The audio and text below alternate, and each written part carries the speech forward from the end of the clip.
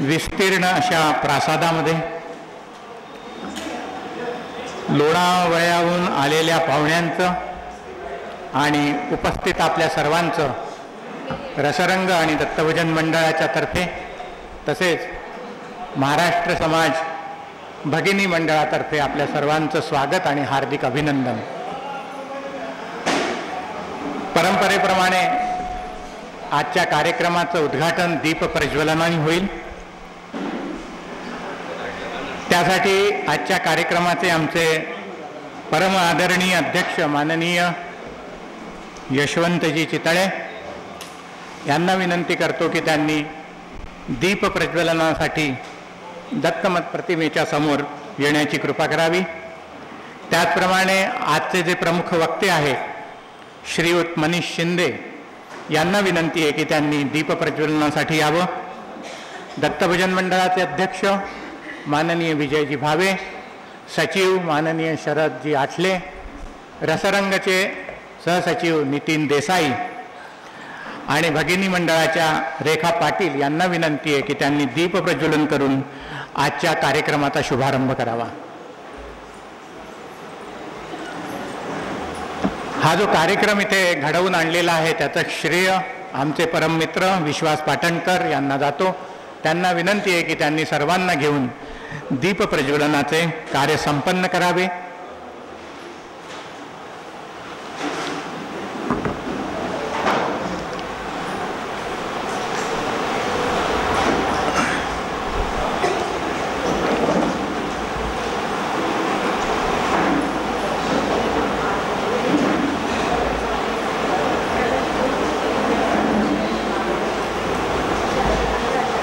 आकाशात पतितं तोयं यथा गच्छति सागरं सर्वदेव नमस्कारं केशवं प्रतिगच्छति शुभं करोति कल्याणं शत्रुबुद्धी विनाशाय दीपोज्योती नमोस्तुते। या प्रार्थनेमध्ये आपण आरोग्य धनसंपदा असं म्हटलेलं आहे। Health is wealth.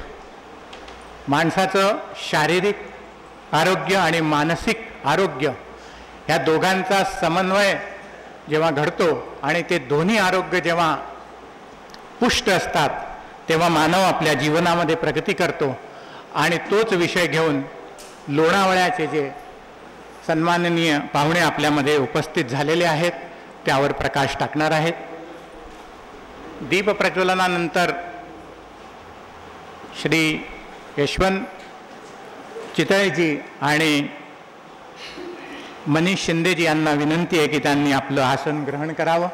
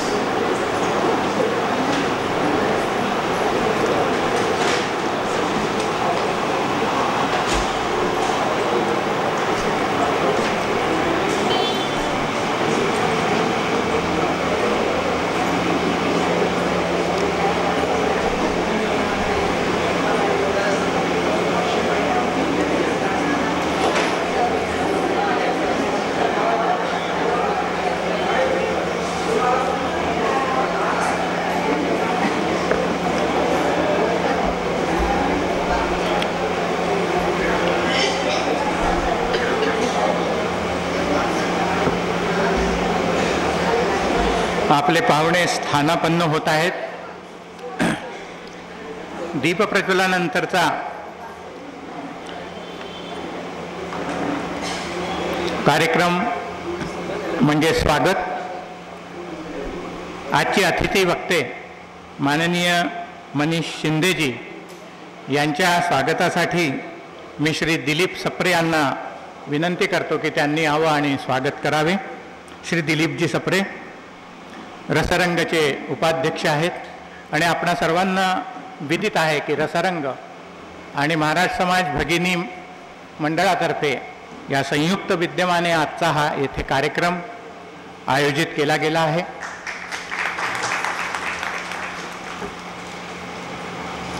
Yashwant Chitale यांच्या स्वागतासाठी श्री विश्वास पाटणकर यांना मी विनंती करतो की त्यांनी पुष्पगुच्छ श्रीफळ देऊन आपलं स्वागत करावे.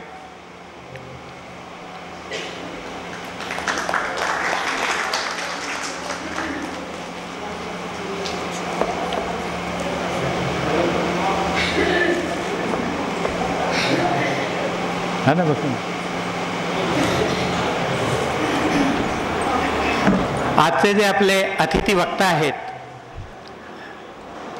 त्यांनी कम्प्युटर इंजिनिअरिंगमध्ये BE केलेलं आहे आणि फायनान्समध्ये ते MBA आहेत.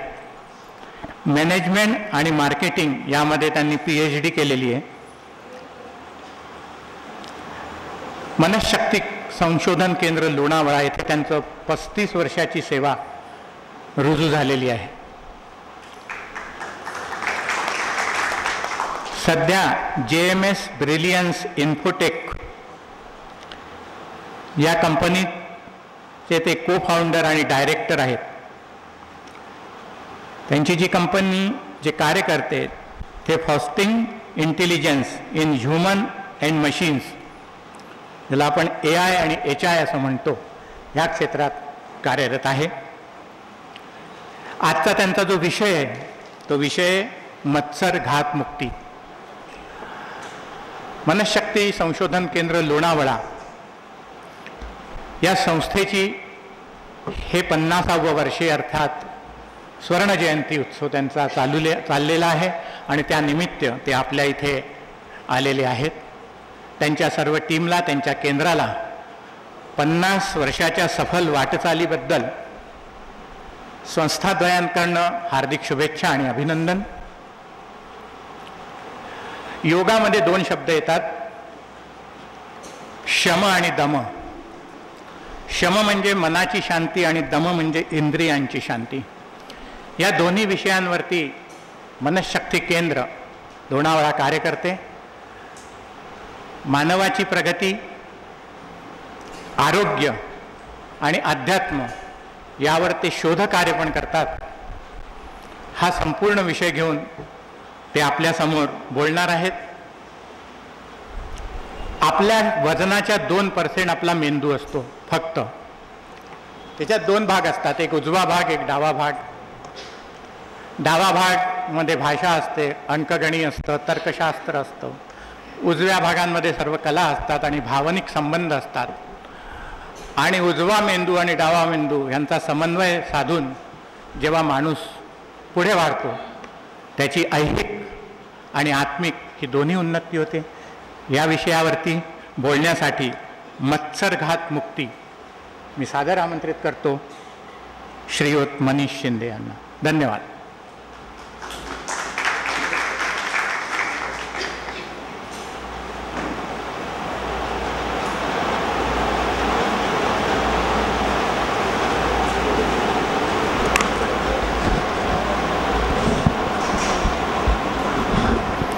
धन्यवाद. सर्वप्रथम पाटणकर काका आणि आपण सगळे यांच्या माध्यमातून इथे मनशक्तीला बोलण्याची संधी दिली त्याबद्दल आपले धन्यवाद. मनशक्तीचं कार्य जर समजून घ्यायचं झालं तर आपल्याला कदाचित पुढचा 1 तास कमी पडेल, पण आपण थोडक्यात याची एक माहिती करून घेऊ. कारण बऱ्याच जणांना मनशक्ती माहिती आहे की नाही हा पहिला प्रश्न आहे. आपल्यापैकी किती जणांना मनशक्ती माहिती नाही? बरं, बाकीच्यांना माहिती आहे तरी हात वर नाही केले आपण. आता याचं उत्तर जर राजकीय भाषेत द्यायचं झालं तर प्रत्येकाला मनशक्ती माहिती आहे, डिप्लोमॅटिक. कारण आपण प्रत्येकजण मनावरती काम करतोय, पण त्या शक्तीचा अनुभव आपण आजपर्यंत घेतलेला नाही आहे. बरोबर. आणि मनशक्ती संस्थेविषयी बोलायचं झालं तर मनशक्ती संस्था म्हणून आपल्याला हे काम किंवा ही माहिती नाही आहे. तर 1-2 मिनिटामध्ये फक्त या संस्थेविषयी थोडं समजून घेऊ. या संस्थेविषयी थोडक्यात सांगायचं झालं तर आयुष्याच्या प्रत्येक टप्प्यावरती मार्गदर्शन करणारी संस्था. सध्या भारतामध्ये अनेक गोष्टींवरती संशोधन चालू आहे. यापूर्वी ते चालू होतं, फक्त ते तेवढ्या तीव्रतेने किंवा तेवढ्या जास्त गतीने किंवा इंटेन्सिटीने आपल्यापर्यंत ते पोचलं नव्हतं. गर्भसंस्कार आपल्याला आत्ता दिसतात आहे, पण ह्या संस्थेने हे गर्भसंस्काराचं काम 1982 साली सुरुवात केलेली आहे. अनेक प्रयोग, अनेक रिसर्च पेपर्स या गर्भसंस्कारावरती 1984, 1990 आणि आत्तासुद्धा चालू आहेत. आणि शेवटी ह्या संस्थेचं काम गेल्या 10 वर्षामध्ये अमेरिकेमध्ये एक संस्था आहे अपाहा नावाची, असोसिएशन फॉर पेरेंटिंग अँड पेरिनॅटल, याच्यावरती जी काम करणारी संस्था आहे. तर त्यांनी याची दखल घेऊन ते आता मनशक्तीवर काम करतात आहे की गर्भसंस्कार जगामध्ये आपल्याला कसे नेता येतील. हा एक भाग झाला. दुसरा भाग आहे ह्या संस्थेचं सगळ्यात महत्त्वाचं ब्रीदवाक्य आहे ते म्हणजे प्रत्येक व्यक्तीचं सुख टिकलं पाहिजे आणि दुःख कमी झालं पाहिजे. जर मी तुम्हाला प्रश्न विचारला की आपल्यापैकी किती जण दुःखी आहेत, तर उत्तर काय असतं? ह्या जगातला सगळ्यात जास्त दुःखी मीच आहे. माझ्या वाट्याला जे आलं ते दुसऱ्याच्या वाट्याला आलं नाही तरी चालेल, दुसरं काही आलं तरी चालेल, पण मला जे भोगायला लागलं ते दुसऱ्या कुणालाही भोगायला लागू नये. म्हणून याच्यावरती ही संस्था काम करते की याचे नियम काही आहेत का, प्रत्येक व्यक्तीला दुःख काय येतं, आणि त्याच्यातलाच सगळ्यात महत्त्वाचा भाग आहे मत्सर्गात, ज्याच्यावरती आज आपण काही गोष्टी समजून घेणार आहोत.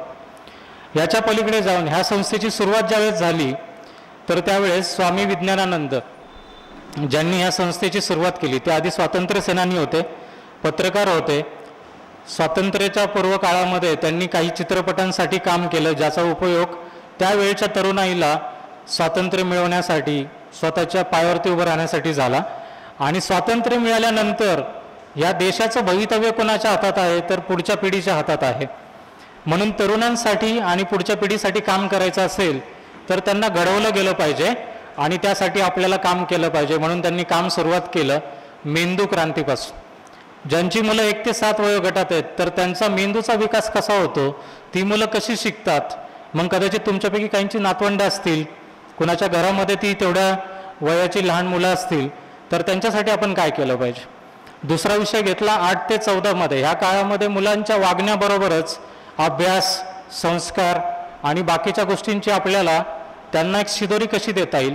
आणि 15व्या वर्षापासून ह्या मुलांना एक तरुण युवा म्हणून आपल्याला खंबीरपणे नेतृत्व करण्यासाठी कसं तयार करता येईल हे त्यांनी उद्दिष्ट ठेवली. आणि त्याप्रमाणे जवळजवळ 40पेक्षा जास्त अभ्यासवर्ग ह्या केंद्रात चालतात. ह्या केंद्राचं दुसरं वैशिष्ट्य असं आहे, ह्या केंद्राचं दुसरं एक नाव आहे ते आहे रेस्ट न्यू वे. रेस्ट म्हणजे काय, तर रिसर्च एज्युकेशन सॅनिटोरियम ट्रस्ट, म्हणजे सेवा, संशोधन आणि शिक्षण. आणि न्यू वे, न्यू वे का, तर आपल्या पूर्वजांनी किंवा भारतातल्या परंपरेने आपल्याकडे वेदातून ज्ञान आलं. आणि न्यू म्हणजे काय, तर न्यूटननी मॉडर्न सायन्सचा पाया घातला म्हणून न्यू वे. म्हणजे जिथे न्यूटनच्या पण काही चांगल्या गोष्टी आपण घेतल्या पाहिजेत, मॉडर्न सायन्सच्या गोष्टी घेतल्या पाहिजेत, आणि त्याचबरोबर त्याची सांगड अध्यात्म, वेद यांच्याशी घालून जे जे चांगलं आहे त्याचा उपयोग केला पाहिजे.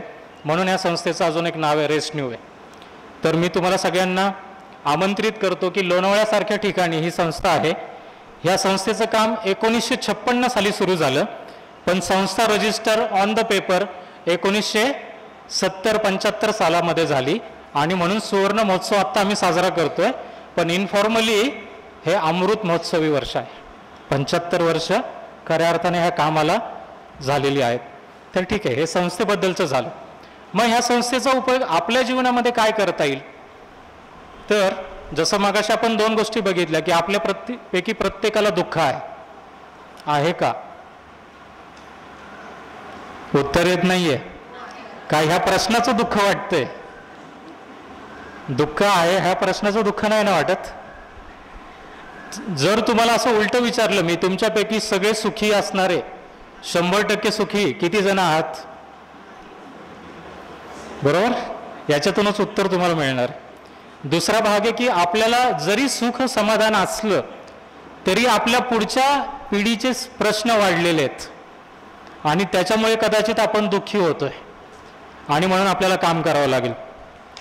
आता मगाशी ज्यावेळेस आम्ही स्टेशनवरती आलो 3:30-4च्या आसपास, त्यावेळेस आपल्या काही शिक्षण संस्थेच्या पदाधिकाऱ्यांशी चर्चा झाली. आता ह्या बाकीच्या गोष्टी सगळ्या चांगल्या आहेत, पण मुलांच्या प्रश्नांचं दुःख त्यांच्याकडे आहे. बरोबर, एक पालक म्हणून माझ्या घरातल्या मुलांचं मला कुठे ना कुठं काहीतरी चिंता वाटते. कुठेतरी असं वाटतं अरे इथे काय होईल, किंवा काही गोष्टी घडलेल्या आहेत याची आपल्याला चिंता आहे, दुःख आहे. आणि त्याच्या पुढे जाऊन वैश्विक पातळीवरती, जागतिक पातळीवरती, देशाच्या पातळीवरती वेगवेगळे प्रश्न आहेत. तर मग काय केलं पाहिजे आपण? तर त्याची सुरुवात, सगळ्यात सोपं उत्तर, ही संस्था म्हणते देशाचा विचार करायचा असेल ना तर सगळ्यात पहिल्यांदा स्वतःचा पण विचार केला पाहिजे. अलग लक्षात. आपल्याकडे एक मराठीमध्ये म्हण आहे, पिंडी ते ब्रह्मांडी, वसुदैव कुटुंबकम. मग हे जर जगच माझं घर आहे तर सगळ्या चांगल्या गोष्टींची सुरुवात माझ्यापासून झाली पाहिजे. पण दुर्दैवाने आपल्या मराठी माणसामध्ये अजून एक म्हण आहे, शिवाजी महाराज जन्माला यावेत. पुढचं तुम्हीच सांगितलं, मला बोलायची गरजच नाही. आपण सगळ्या चांगल्या गोष्टींची सुरुवात दुसऱ्याकडून अपेक्षा करतो, आपण आपल्याकडून करत नाही. दुसऱ्यांनी माझ्याशी कसं वागावं हे करून घेणं सोपं आहे का मी दुसऱ्याशी कसं वागावं हे सोपं आहे? तर मी दुसऱ्याशी कसं वागावं हे सोपं आहे, पण आपण नेहमी काम कशावर करतो? दुसऱ्यांनी कसं वागायला पाहिजे होत, ज्या गोष्टी आपल्या हातामध्ये नाही आहेत. आणि नेहमीच दुसरी व्यक्ती चुकीची असेल असं कशावरून? ज्या वेळेस आपल्याला असं वाटतं ना दुसरी व्यक्ती चुकीची आहे, त्यावेळेस जाऊन त्या व्यक्तीशी बोला, अरे तू असं का वागलास? तो तुम्हाला त्याचं सगळं जस्टिफिकेशन सांगेल आणि त्याच्यानंतर वाटेल की अरे तोही बरोबर आहे. मग अडचण काय? अडचण एकच आहे, त्याच्या ठिकाणी तो बरोबर आहे, माझ्या ठिकाणी बरोबर आहे, पण दोघं मिळून बरोबर आपण नाही आहोत. म्हणजे व्यक्ती म्हणून आपण बरोबर आहोत, पण एक कुटुंब म्हणून, एक समाज म्हणून आपण योग्य पद्धतीने जुळवणूक करून घेत नाही. आणि म्हणून ही संस्था सांगते की जुळून घेतलं पाहिजे. विज्ञान पण तेच सांगतं, law of Darwin's, law of survival किंवा survival of fittest, law of revolution. तर डार्विन नावाचा शास्त्रज्ञ तेच सांगतो की जो कोणी पुढच्या वातावरणाबरोबर जुळून घेईल आणि जो कोणी नव्या पिढीमध्ये टिकेल तो जास्त प्रगती करू शकेल आणि तो ऑटोमॅटिक उत्क्रांत असेल. मग आपल्याला काय केलं पाहिजे? तर नव्या पिढीला सक्षम करण्यासाठी जुळून घेतलं पाहिजे. हे साधं सोपं सूत्र आहे. आणि जर आपल्याला वाटत असेल आपल्या कुटुंबामध्ये आपण टिकलं पाहिजे, तरी आपल्याला चेंजेसला अकोमोडेट करून घ्यावं लागेल, म्हणजे जुळवणूक करून घ्यावी लागेल. उद्या जर टेम्परेचर 60% झालं, 60 डिग्री सेल्सिअस झालं, तर कोण टिकणार आहे? जो त्याच्याशी जुळून घेईल. करोना येऊन गेला, करोनामधून वाचलोय आपण, म्हणजे आपण जुळून घेतलं त्या वातावरणाशी, त्या व्हायरसशी. ज्यांना जुळून घेता आलं नाही ते आज आपल्या आजूबाजूला नाही आहेत, अनेक लोक आहेत तसे. बरोबर. तर सगळ्यात महत्त्वाचा भाग आहे की आपल्याला जुळून घ्यायचं आहे. हे ह्या संस्थेचं सगळ्यात महत्त्वाचं तत्व आहे. आणि त्याच्याहूनही ह्या संस्थेचं वेगळंपण काय? मगाशी काकांनी माझी सगळी ओळख सांगितली. तुम्हाला कदाचित असं वाटत असेल की हा फार मोठा माणूस आहे, तर मी अजिबात तेवढा मोठा माणूस नाही आहे.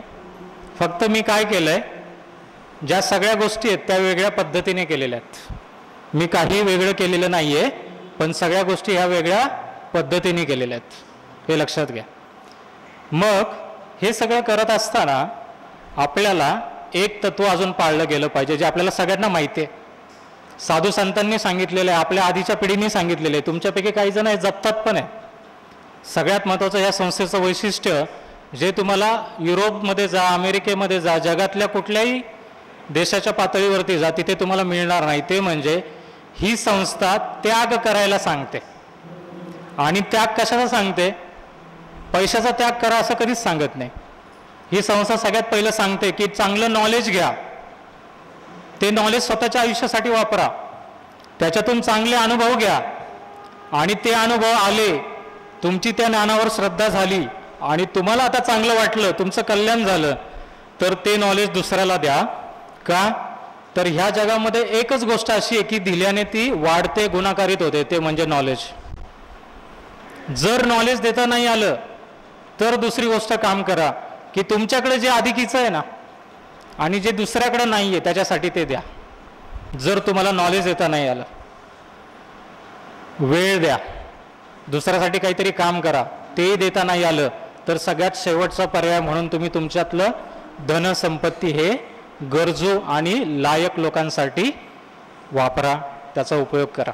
हे या संस्थेचं तत्व आहे. आता ते काय आहे हे सगळं आपण ह्या सेशनच्या माध्यमातून समजून घेऊ. या संस्थेमध्ये अनेक प्रकारचे अभ्यासवर्ग आहे, एक दिवसाचे वर्कशॉप्स आहेत, काही मशीन टेस्ट आहेत. मशीन टेस्ट म्हणजे काय हा भाग सांगतो आणि सेशनला सुरुवात करतो. आता जी काकांनी ओळख करून दिली माझी, तर ही कंपनी जी मी काढलेली आहे किंवा माझ्या पार्टनर्स बरोबर काढलेली आहे, तर त्या कंपनीचा उद्देश एक आहे, आर्टिफिशियल इंटेलिजन्सवरती जग काम करत आहे. 2010-15 मध्ये भारतामध्ये त्याच्यावरती मोठ्या प्रमाणावरती काम सुरू झालं आणि आज त्याचे परिणाम आपल्याकडे दिसतात आहे. आज इंजिनिअरिंग कॉलेजेसला artificial intelligence, data science, machine learning याच्या ब्रांचेस सुरू झालेल्या आहेत. पण आम्हाला 2015ला एक गोष्ट जाणवली, ती म्हणजे उद्या ही सगळी टेक्नॉलॉजी फार चांगली झाली, प्रगत झाली, पण ह्या टेक्नॉलॉजीला वापरणारा पुढचा विद्यार्थी किंवा पुढची जनरेशन ही जर तेवढी हुशार नसेल तर ती टेक्नॉलॉजी वापरायची कशी हे या मुलांना कळणार कसं? आज तुमच्यापैकी बऱ्याच जणांना चॅलेंजेस येतात की टीव्हीचा रिमोटचं लॉक काढायचं आहे किंवा कारमध्ये दरवाजा उघडताय तुम्ही पण तो दरवाजा उघडत नाही आहे, आणि तुमच्या घरातला छोटासा मुलगा, नातू किंवा दुसरं कोणीतरी येतं आणि ते रिमोट किंवा गाडीचा दरवाजा सहज ओळखतं, सहज उघडून देतं. पण त्याच्या पुढे जाऊन ह्या मुलांना जर हे कळलंच नाही की टेक्नॉलॉजी मला कुठे आणि कशासाठी वापरायची, तर त्या आर्टिफिशियल इंटेलिजन्सचा उपयोग होणार नाही. म्हणून ह्युमन इंटेलिजन्सवरती काम करायचं आहे. आणि ह्युमन इंटेलिजन्स मेजर करण्याचे, मोजण्याचे कुठेही आजपर्यंत सॉफ्टवेअर आणि मशीन्स नाही आहेत. त्या मशीन्स पहिल्या घडवण्याचं काम, बनवण्याचं काम ह्या संस्थेने केलं 1986-87 पासून. एक केळकर म्हणून IIT पवईमधून त्यावेळचे बीटेक झालेले, 78 साली बीटेक झालेले, एमटेक झालेले जे गृहस्थ आहेत, त्यांनी अख्खं आयुष्य याला वाहिलं आणि तिथून इथे कामाची सुरुवात झाली. आणि त्याचीच प्रेरणा घेऊन मी पुढची कंपनी एस्टॅब्लिश केली की आपल्याला अजून पोटेन्शियल्स कसे मुलांचे फाइंड आउट करता येतील. आता याचाच सोल्युशनचा उपयोग कुठे कुठे होतो, ह्या मनशक्तीच्या सोल्युशनचा उपयोग किंवा माझ्या कंपनीच्या सोल्युशनचा उपयोग तर मुलांना जॉब रेडी करण्यासाठी होतो, त्यांचे स्किल असेसमेंट करता येतात, जो आत्ता काळाची गरज आहे. दुसरा भाग आहे, जी शाळेतली मुलं आहेत, जी लहान आहेत, त्यांना फार बोलता येत नाही, त्यांचे पोटेन्शियल्स शोधता येतात. तिसरा भाग आहे, नवरा बायकोमध्ये जुळतं का नाही हे फक्त टेस्ट घेऊन कळतं, हे फक्त टेस्ट घेऊन कळतं. घरामध्ये तुम्ही कुठे अडकलेला आहेत, स्टक आहात किंवा इतरांविषयी तुम्ही काय विचार करता, बऱ्याच वेळेला आपण सगळ्या गोष्टी बोलून दाखवत नाही, हे सगळं टेस्टमधून कळतं, पर्सनॅलिटी टेस्टमधून. आणि तुम्हाला जर जुळवणूक करण्याची इच्छा असेल तर ते सुद्धा ह्या टेस्टमार्फत कळतं की तुम्हाला काय उपाय दिले पाहिजेत. म्हणजे ह्या टेस्टचा उपयोग आपल्याला प्रत्येक माणूस चांगला करण्यासाठी, घडवण्यासाठी, आणि जर तो आधीच चांगला असेल, त्याला काही चॅलेंजेस नसतील, तर त्याला अजून चांगलं इम्प्रूव्हमेंट करण्यासाठी, आनंदाने लाईफ जगण्यासाठी कसं करता येईल त्यासाठी होतं. तर इथपर्यंत ह्या संस्थेचं आणि आमच्या कंपनीचं तंत्रज्ञान प्रगत आहे. त्याच्यावरती अधिकची काही माहिती लागली तर तुम्ही नंतर प्रश्नोत्तरं विचारा. आपण विषयाला सुरुवात करू. मोजून 45 मिनिटं आपल्याकडे आहेत, तर एक 30 मिनिटामध्ये मी विषय मांडतो, 15 मिनिटामध्ये तुम्ही प्रश्नोत्तर काय असतील ती आवर्जून विचारा. एक 3 नियम पाळूयात आपण. आपले मोबाईल फोन्स आहेत ते वाजतात मध्ये मध्ये, तर त्याला एक तर सायलेंटवरती करा किंवा त्याला स्विच ऑफ करा. 30 मिनिटांनी आहे ना काही फरक पडत नाही. मोबाईल फोन बंद राहिला तर. ठीक आहे, पहिला नियम. का डिस्टर्बन्स नको आहे आपल्याला, 30 मिनिटामध्ये विषय समजून घ्यायचा. दुसरा नियम, तुम्हाला जे जे प्रश्न वाटतात ते तुमच्या मनात ठेवा, शेवटच्या 10-15 मिनिटांमध्ये विचारा, आपण त्याच्यावरती तुमचं समाधान होईपर्यंत नक्कीच प्रयत्न करू उत्तर देण्याचं. आणि तिसरा नियम, आज घरी जाताना सगळ्या रेमेडीज घेऊन जायच्यात तुम्हाला. एकही प्रश्न मनामध्ये ठेवायचा नाही. वेळ कमी पडला तर आरती झाल्यानंतर मंदिरातली आपण पुन्हा त्या प्रश्नोत्तरावर चर्चा करू, जर तुमची बसायची तयारी असेल तर. ठीक आहे. आणि सगळ्यांसमोर प्रश्न विचारा, कारण आपल्या मनामध्ये जे प्रश्न असतात तेच दुसऱ्याच्या मनामध्ये असतात, पण विचारण्याचा धाडस कोणीतरी एकच करतो. त्याच्यामुळे धाडस तुम्ही करा, पण फायदा सगळ्यांचा होणार आहे. हे सुद्धा एक सत्कृत्याचंच काम आहे. आवाज कोणीतरी एक जणच उठवतो, पण त्याचं जर रूपांतर कायद्यात झालं आणि त्याचा फायदा व्हायला लागला तर तो सगळ्या जनतेलाच होतो. म्हणून प्रश्न जरूर विचारा. त्यासाठी पहिल्यांदा 30 मिनिटं समजून घ्या. 30 मिनिटं जर गोष्टी समजून घेतल्यात तर कदाचित प्रश्न फार कमी उरतील. सुरुवात करायची आहे? सुरुवात करायची आहे का? नक्की? सगळ्यांचं लक्ष इकडे आहे? 7 वाजेपर्यंत बसायची तयारी आहे ना? का दुसरं काही आहे कुणाला मध्ये? काही असेल तर आत्ताच उठून जाऊ शकता. असं नको व्हायला की अर्ध लक्ष तिकडं ना अर्ध लक्ष इकडं. सगळ्यात जास्त स्ट्रेस येण्याचं कारण द्विधा मनस्थिती असते. मी हे करू का ते करू, ही द्विधा मनस्थिती फार भयानक असते. बघा, पूर्वी आहे ना घरामध्ये ना एकच भाजी बनायची, एकच रोटी किंवा एकच फुलका किंवा एकच भाकरी बनायची. भात कधीतरी सणावाराला बनला जायचा. त्याच्यामुळे ना चॉईस फक्त 2 किंवा 3च गोष्टींची होती. So no choice. एकच भाजी, एकच सब्जी, एकच रोटी, असला तर भात, नाही तर तो पण नाही. So no choice. त्याच्यामुळे स्ट्रेसच नव्हता. काय सिलेक्ट करायचं आणि काय खायचं, स्ट्रेसच नव्हता. आता काय व्हायला लागलंय, रोज घरामध्ये कमीत कमी 2 ते 3 भाज्या असतात. एक याला आवडती, दुसऱ्याला आवडती, तिसऱ्याला आवडती. त्याचाही स्ट्रेस येतो. पहिल्यांदा भगिनींवर येतो की काय बनवायचं जेवायला. दुसरा येतो की जेवायला चला म्हटलं तर तिकडून पहिला प्रश्न येतो, भाजी कोणती आहे. झाला, स्ट्रेसचा सुरुवात झाली. मग तुम्ही भाजी सांगितली, ना आवडती सांगितली तर तिकडून विचार येतो, अरे जेवायचं का नाही. मग दुसरी भाजी सांगितली की मग चेंज होतो ओपिनियन. तेच कार्यक्रमामध्ये गेलं तर बफे लागलेला असतो. बफेमध्ये अनेक पदार्थ असतात. पूर्वी लग्नामध्ये 3च पदार्थ असायचे, भात, वरण, भाजी, शेक भाजी वगैरे असायची. महाराष्ट्रातलं मी सांगतोय तुम्हाला, आता सगळे तुम्ही त्या बॅकग्राऊंडमधले आहात म्हणा. फार फार तर एक गोड पदार्थ असायचा, सिलेक्शनला वाव नसायचा. आता 30-40 पदार्थ असतात. काय घेऊन काय नको याचा परत ताण येतो. तर गंमत ही अशी आहे की जेवढे ऑप्शन्स वाढतात तेवढे ताण वाढतात. म्हणून कधी कधी काही ठिकाणी आपल्याला no option is the best option. म्हणून तुम्हाला विचारलं की 7 वाजेपर्यंत बसायची तयारी. ओके, चल. सहजपणे खुर्चीमध्येच सहजपणे ताट बसता येईल असं बसा, म्हणजे रिसिव्हिंग जास्त होईल. सहजपणे. ठीक आहे. आपण मंदिरात आहोत, इथलं ऑलरेडी पावित्र्य आहे. एक छोटीशी प्रार्थना घेऊ आणि सुरुवात करू. डोळे मिटा, हात जोडा आणि माझ्या मागे शब्द उच्चारा. हे राष्ट्र मोठे झाले पाहिजे, यासाठी अखंड परिश्रमाबरोबर वातावरण शुद्धी झाली पाहिजे. या दोन्हींची एकत्रता आम्ही करत आहोत. मानवता कल्याणमस्तु, राष्ट्र कल्याणमस्तु, व्यक्ती कल्याणमस्तु. सावकाश डोळे उघडा. दोन्ही हात एकमेकांवरती घासा. चेहऱ्यावरून फिरवा. पुढचे 25च मिनटं उरलेले आहेत, तेवढंच लक्ष माझ्याकडे द्या. उरलेले 10-15 मिनटं डिस्कशन करू आणि चांगल्या गोष्टी आज घरी घेऊन जा. आपण वास्तू का बांधतो? जे घर बांधतोय आपण किंवा जिथे आपण राहतो ते घर का बांधतो? विचार करा. मंदिर का बांधतो? विचार करा. शाळा का बांधतो? काय सुचलं का? मंदिर का बांधतो, शाळा का बांधतो, घर का बांधतो, का बांधतो? विचार करा. नाही सांगता आलं तरी चालेल, लगेच तुमच्या प्रत्येकाच्या मनामध्ये वेगवेगळे विचार आलेले आहेत. फक्त आता तुम्ही तुमच्यापैकी किती जण बोलणार आहेत हा प्रश्न वेगळा आहे. दुसरा प्रश्न आहे, कुठलंही मंदिर बांधताना किंवा बांधून झाल्यावर आणि घर बांधून झाल्यावरती आपण पूजा करतो, का करतो? हा प्रश्न विचारा. आपले लोक पूर्वापार करत आले म्हणून करतो तर काही उपयोग होणार नाही. ठीक आहे, हे विचार चालू राहू द्यात मनामध्ये.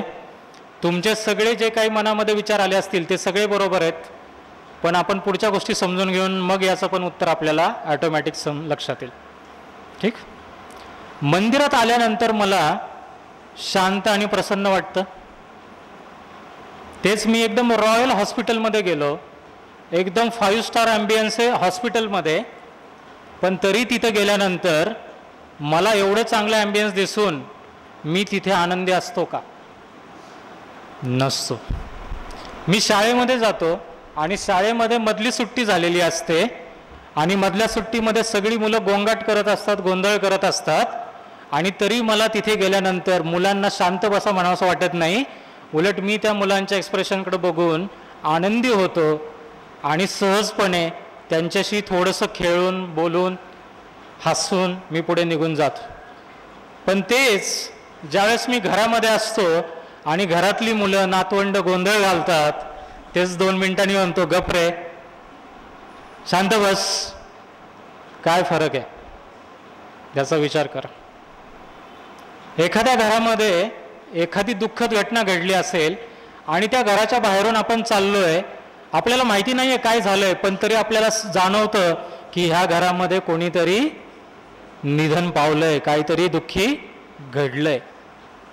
असं काय आहे की जे तुमची मतं वेगळ्या पद्धतीने बदलतं आणि तुम्हाला जाणवतं?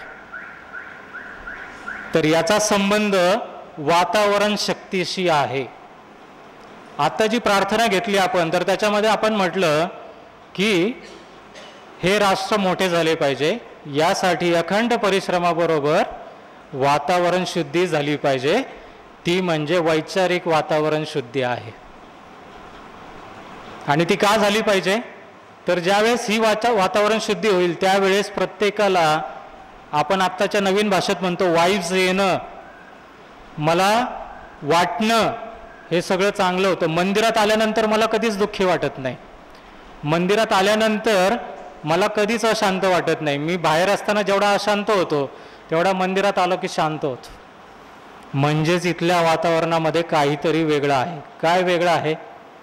तर मंदिरामध्ये आपण चांगल्या विचारांचं प्रक्षेपण करतो. पूर्वीच्या जर शाळा तुम्ही बघितल्या तर शाळांना नाव होतं विद्या मंदिर. सगळ्या शाळांना जुन्या काळातल्या नाव होतं विद्या मंदिर. म्हणजे शाळा सुद्धा एक मंदिर आहे. आता तुमच्या ज्या पिढीतले तुम्ही बसलेले आहात, माझ्यापेक्षा आधीच्या काही पिढीतले तुम्ही लोक आहेत, तुमच्या वेळेस एक फार छान सिनेमा येऊन गेला बॉलिवूडमध्ये, घर एक.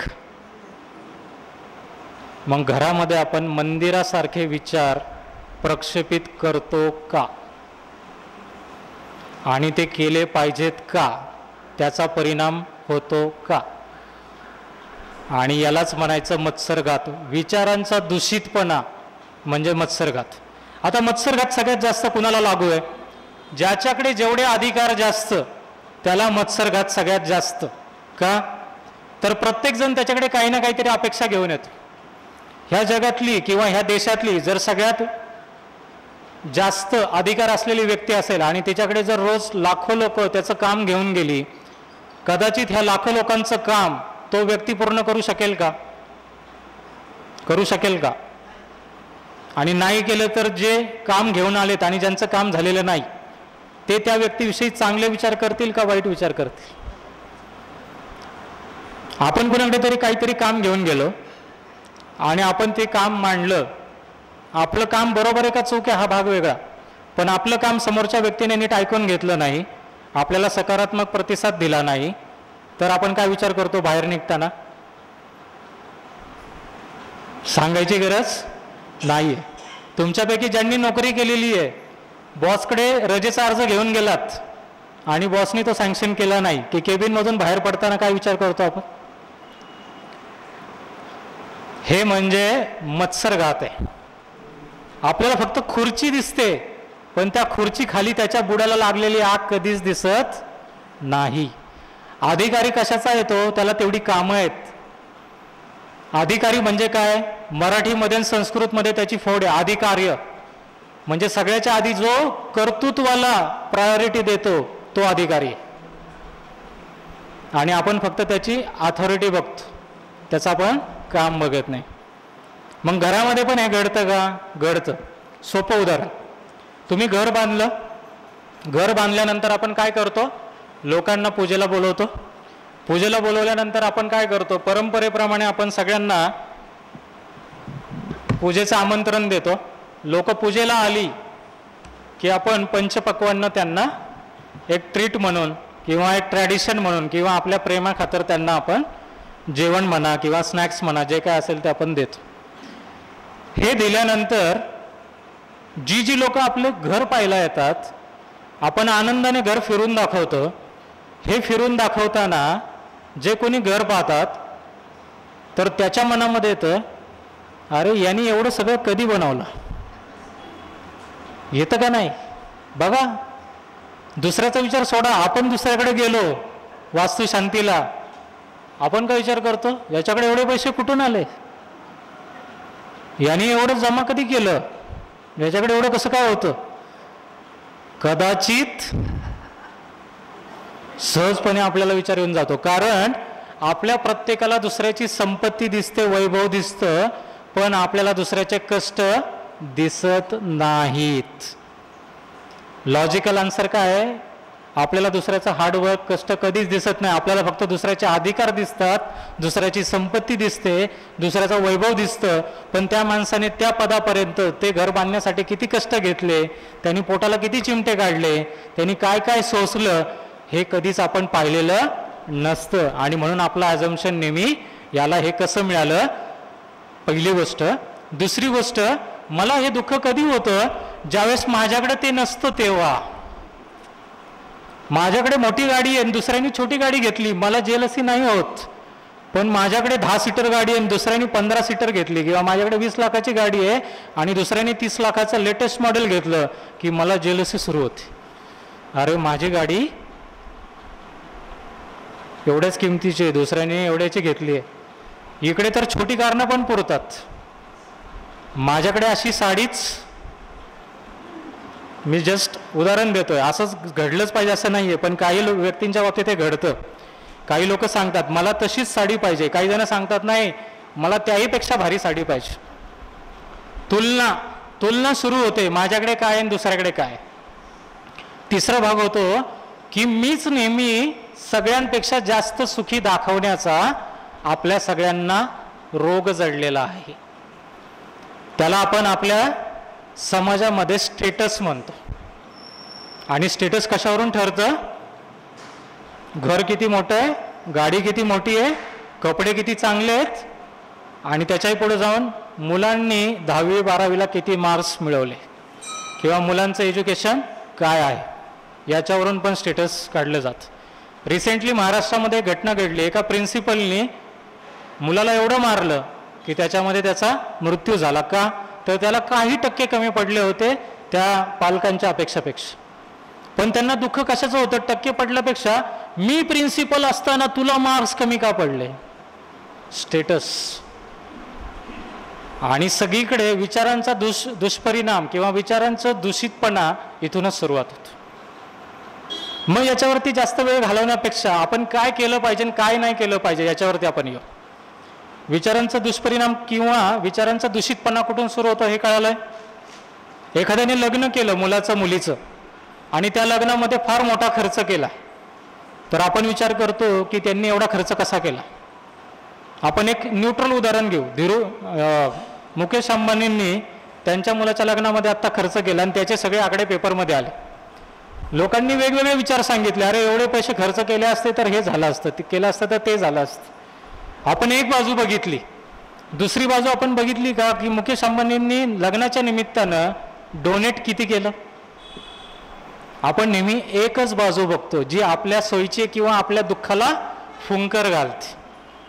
आपण दुसरी बाजू कधीच बघत नाही. चॅरिटी कधीच कुणी सांगून करत नाही बऱ्याच वेळेला. कारण आपल्याकडे अजून एक म्हण आहे, दान कसं करावं तर ह्या हाताचं त्या हाताला कळू नये. तरी आजकाल सोशल मीडिया सुरू झाला, त्यामुळे फोटो वगैरे टाकले जातात, त्यामुळे कळतं. आणि काही काहींचा तिथेही मत्सर होतो, हे एवढं कसं काय देऊ शकतात दान. कदाचित आम्ही इथून मागे कधीच काही फुकट देत नव्हतो संस्था म्हणून. नॉलेज फक्त आम्ही फ्री देतो, कारण त्याचं मूल्यच करता येत नाही, ते अमूल्य आहे. म्हणून आम्ही नॉलेजचे पैसे घेत नाही. आम्ही इतर ठिकाणी जातो त्याचे पैसे घेत नाही बऱ्याच वेळेला. मग हे जर ज्यावेळेस मिळतंय तर त्यावेळेस आपण त्याची तुलना ती सुद्धा मत्सरामध्ये करतो की ही संस्था एवढे पैसे कसे काय वाटते, ही संस्था एवढी काम कसे करते, याचाही मत्सर होतो, संस्थेचाही मत्सर होतो. मग आपण काय केलं पाहिजे तर आपल्याला आता लक्षात आलं की मत्सर का होतो. मत्सर हा चुकीच्या विचारांमुळे होतो. मग मत्सर हा खरंच घडतो का तर याचे वैज्ञानिक सिद्धांत आहेत. याचे वैज्ञानिक सिद्धांत आहे. एक छोटासा प्रयोग सांगतो आणि पुढे उपायांना सुरुवात करतो. 11वी 12वी सायन्स झालेला कुणी आहे का, किंवा फिजिक्स विषय असलेला कुणी आहे का? BSc MSc आहे. आपल्याकडे वेवलेंथ मोजण्यासाठी एक यंत्र होतं सर 11वी 12वीला, अजूनही आहे. ऑसिलोस्कोप नाव आहे त्याचं, बरोबर. तर ऑसिलोस्कोपनी आपण एखाद्या जागेवरची वेवलेंथ मोजू शकतो. आणि सायन्स सांगतं, सोप्या भाषेत सांगतो तुम्हाला समजेल असं. विज्ञान सांगतं shorter the wavelength, shorter the wavelength greater the energy, आणि longest the wavelength lesser the energy. तर महाराष्ट्रामध्ये काही प्रयोग केले मंदिरांवरती, तुरुंगांवरती, मुख्यमंत्र्यांचं निवासस्थान वर्षा बंगला त्यावेळचा, वर्षा बंगल्यावरती. तर तिथे प्रयोग केल्यानंतर असं लक्षात आलं की सगळ्यात जास्त शॉर्टेस्ट वेवलेंथ असलेलं ठिकाण हे महाराष्ट्रामधलं वर्षा बंगला होतं. आता हे उदाहरण का देतोय मी तुम्हाला तर महाराष्ट्रातली सगळी कूटनीती कुठून राबवली जाते. म्हणजेच मला तुम्हाला सांगायचंय काय की जिथं सगळ्यात जास्त कूटनीती, राजकारण, खोटेपणा, हेवेदावे, राजकीय गोष्टी केल्या जातात तिथे मत्सराचा परिणाम सगळ्यात जास्त घडतो. 1984चं मी सांगतोय तुम्हाला. आणि त्यावेळेचा रिसर्च पेपर सांगतो की जिथे जेवढ्या जशा प्रकारचे विचार असतील त्याप्रमाणे तिथलं वातावरण बदलतं. मंदिरात येऊन आपण दुसऱ्याविषयी वाईट चिंतन करतो का? नाही करत. म्हणून मंदिरातली एनर्जी ही नेहमी पॉझिटिव्ह किंवा चांगली वाटते. चर्चमध्ये जा, मस्जिदमध्ये जा, तिथं तुम्हाला सेम वाईब्स मिळतील, कारण तिथंही तीच प्रक्रिया घडते. हॉस्पिटलमध्ये जा, तिथे सगळं नीट अँड क्लीन असतं, पण तिथे प्रत्येक रोगी म्हणतो माझं दुःख बरं झालं पाहिजे, माझ्याच वाट्याला हे का आलं, तो तुलना करतो इतरांशी. आणि म्हणून सगळ्यात जास्त अस्वस्थ करणारं वातावरण हे हॉस्पिटलमध्ये असतं. ज्या ठिकाणी दुःखद घटना घडलेली आहे ती लोक आक्रोश करत असतात की आमच्या बरोबरच हे का घडलं, आणि म्हणून तिथे ते निगेटिव्ह विचार असतात. शाळेमध्ये मुलं जरी भांडत असतील तरी मुलं विचार करतात का की याच्याकडे चांगलं आलंय माझ्याकडे चांगलं नाहीये. मुलं हा विचार करत नाहीत. हळूहळू आपल्याकडूनच ते विचार तो शिकतात की आपण शेअरिंग करावं का, दुसऱ्याशी कसं वागावं हे आपण शिकवतो. मुलांकडे उपजात किंवा जन्मजात हा भाग कधीच नसतो. पुरावे लक्षात आलेत? अजून काही खुलासा पाहिजे का पुराव्याचा? आता सुद्धा जर इथे ऑसिलोस्कोप लावला तर ज्यावेळेस आपण चांगली प्रार्थना करतोय मानवतेसाठी त्यावेळच्या वेव्ज ह्या सगळ्या लॉंगेस्ट वेव्ह येणार आहेत, एकदम चांगल्या वेव्ह येणार आहे. आणि जर आपण गॉसिपिंग करायला लागलो आणि त्यावेळेस ऑसिलोस्कोप लावला आणि आपली वेव्हलेंथ मोजली तर सगळ्या शॉर्टर वेव्हलेंथ येणार आहेत. ठीक आहे, मी वैज्ञानिक पुरावे दिले. अजून काही लागलं तर सांगा. आपल्याला त्याच्यात इंटरेस्ट नाही, आपल्याला इंटरेस्ट आहे की आपण काय केलं पाहिजे, हा सगळ्यात आपला महत्त्वाचा भाग आहे. त्याला जास्त वेळ देऊयात. इथपर्यंत क्लिअर आहे सगळ्यांना? समजलंय? कुठला डाऊट आहे? नाही, ठीक. मग जर विचारांचा परिणाम होतो तर तो विचारांचा परिणाम चांगला व्हावा म्हणून काय केलं पाहिजे, हा एक भाग आहे. आणि जर तो दूषित होत असेल तर त्याला मी नलिफाय करण्यासाठी काय केलं पाहिजे, त्याला न्यूट्रल मला करता आलं पाहिजे. ह्या दोन गोष्टींवरती आपल्याला काम करावं लागेल. तर पहिला भाग सांगतो, दुसऱ्यांनी कसा विचार करावा हे आपल्या हातात आहे का, नाही आहे. पण मी कसा विचार करावा हे माझ्या हातात आहे का, आहे. तर सगळ्यात पहिली रेमेडी आहे की मी सगळ्यांसाठी चांगला विचार केला पाहिजे.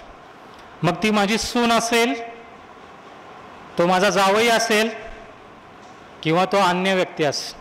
मी स्पेसिफिकली काही नाती सांगतोय का, तर क्लॅशेस हे बऱ्याच वेळेला त्याच ठिकाणी असतात. वादविवाद म्हणतो मी त्याला, जुळवणूक नसते तिथे. नेहमी ते वाईटच असतं असं नाही आहे, आपला बघण्याचा दृष्टिकोन वेगळा.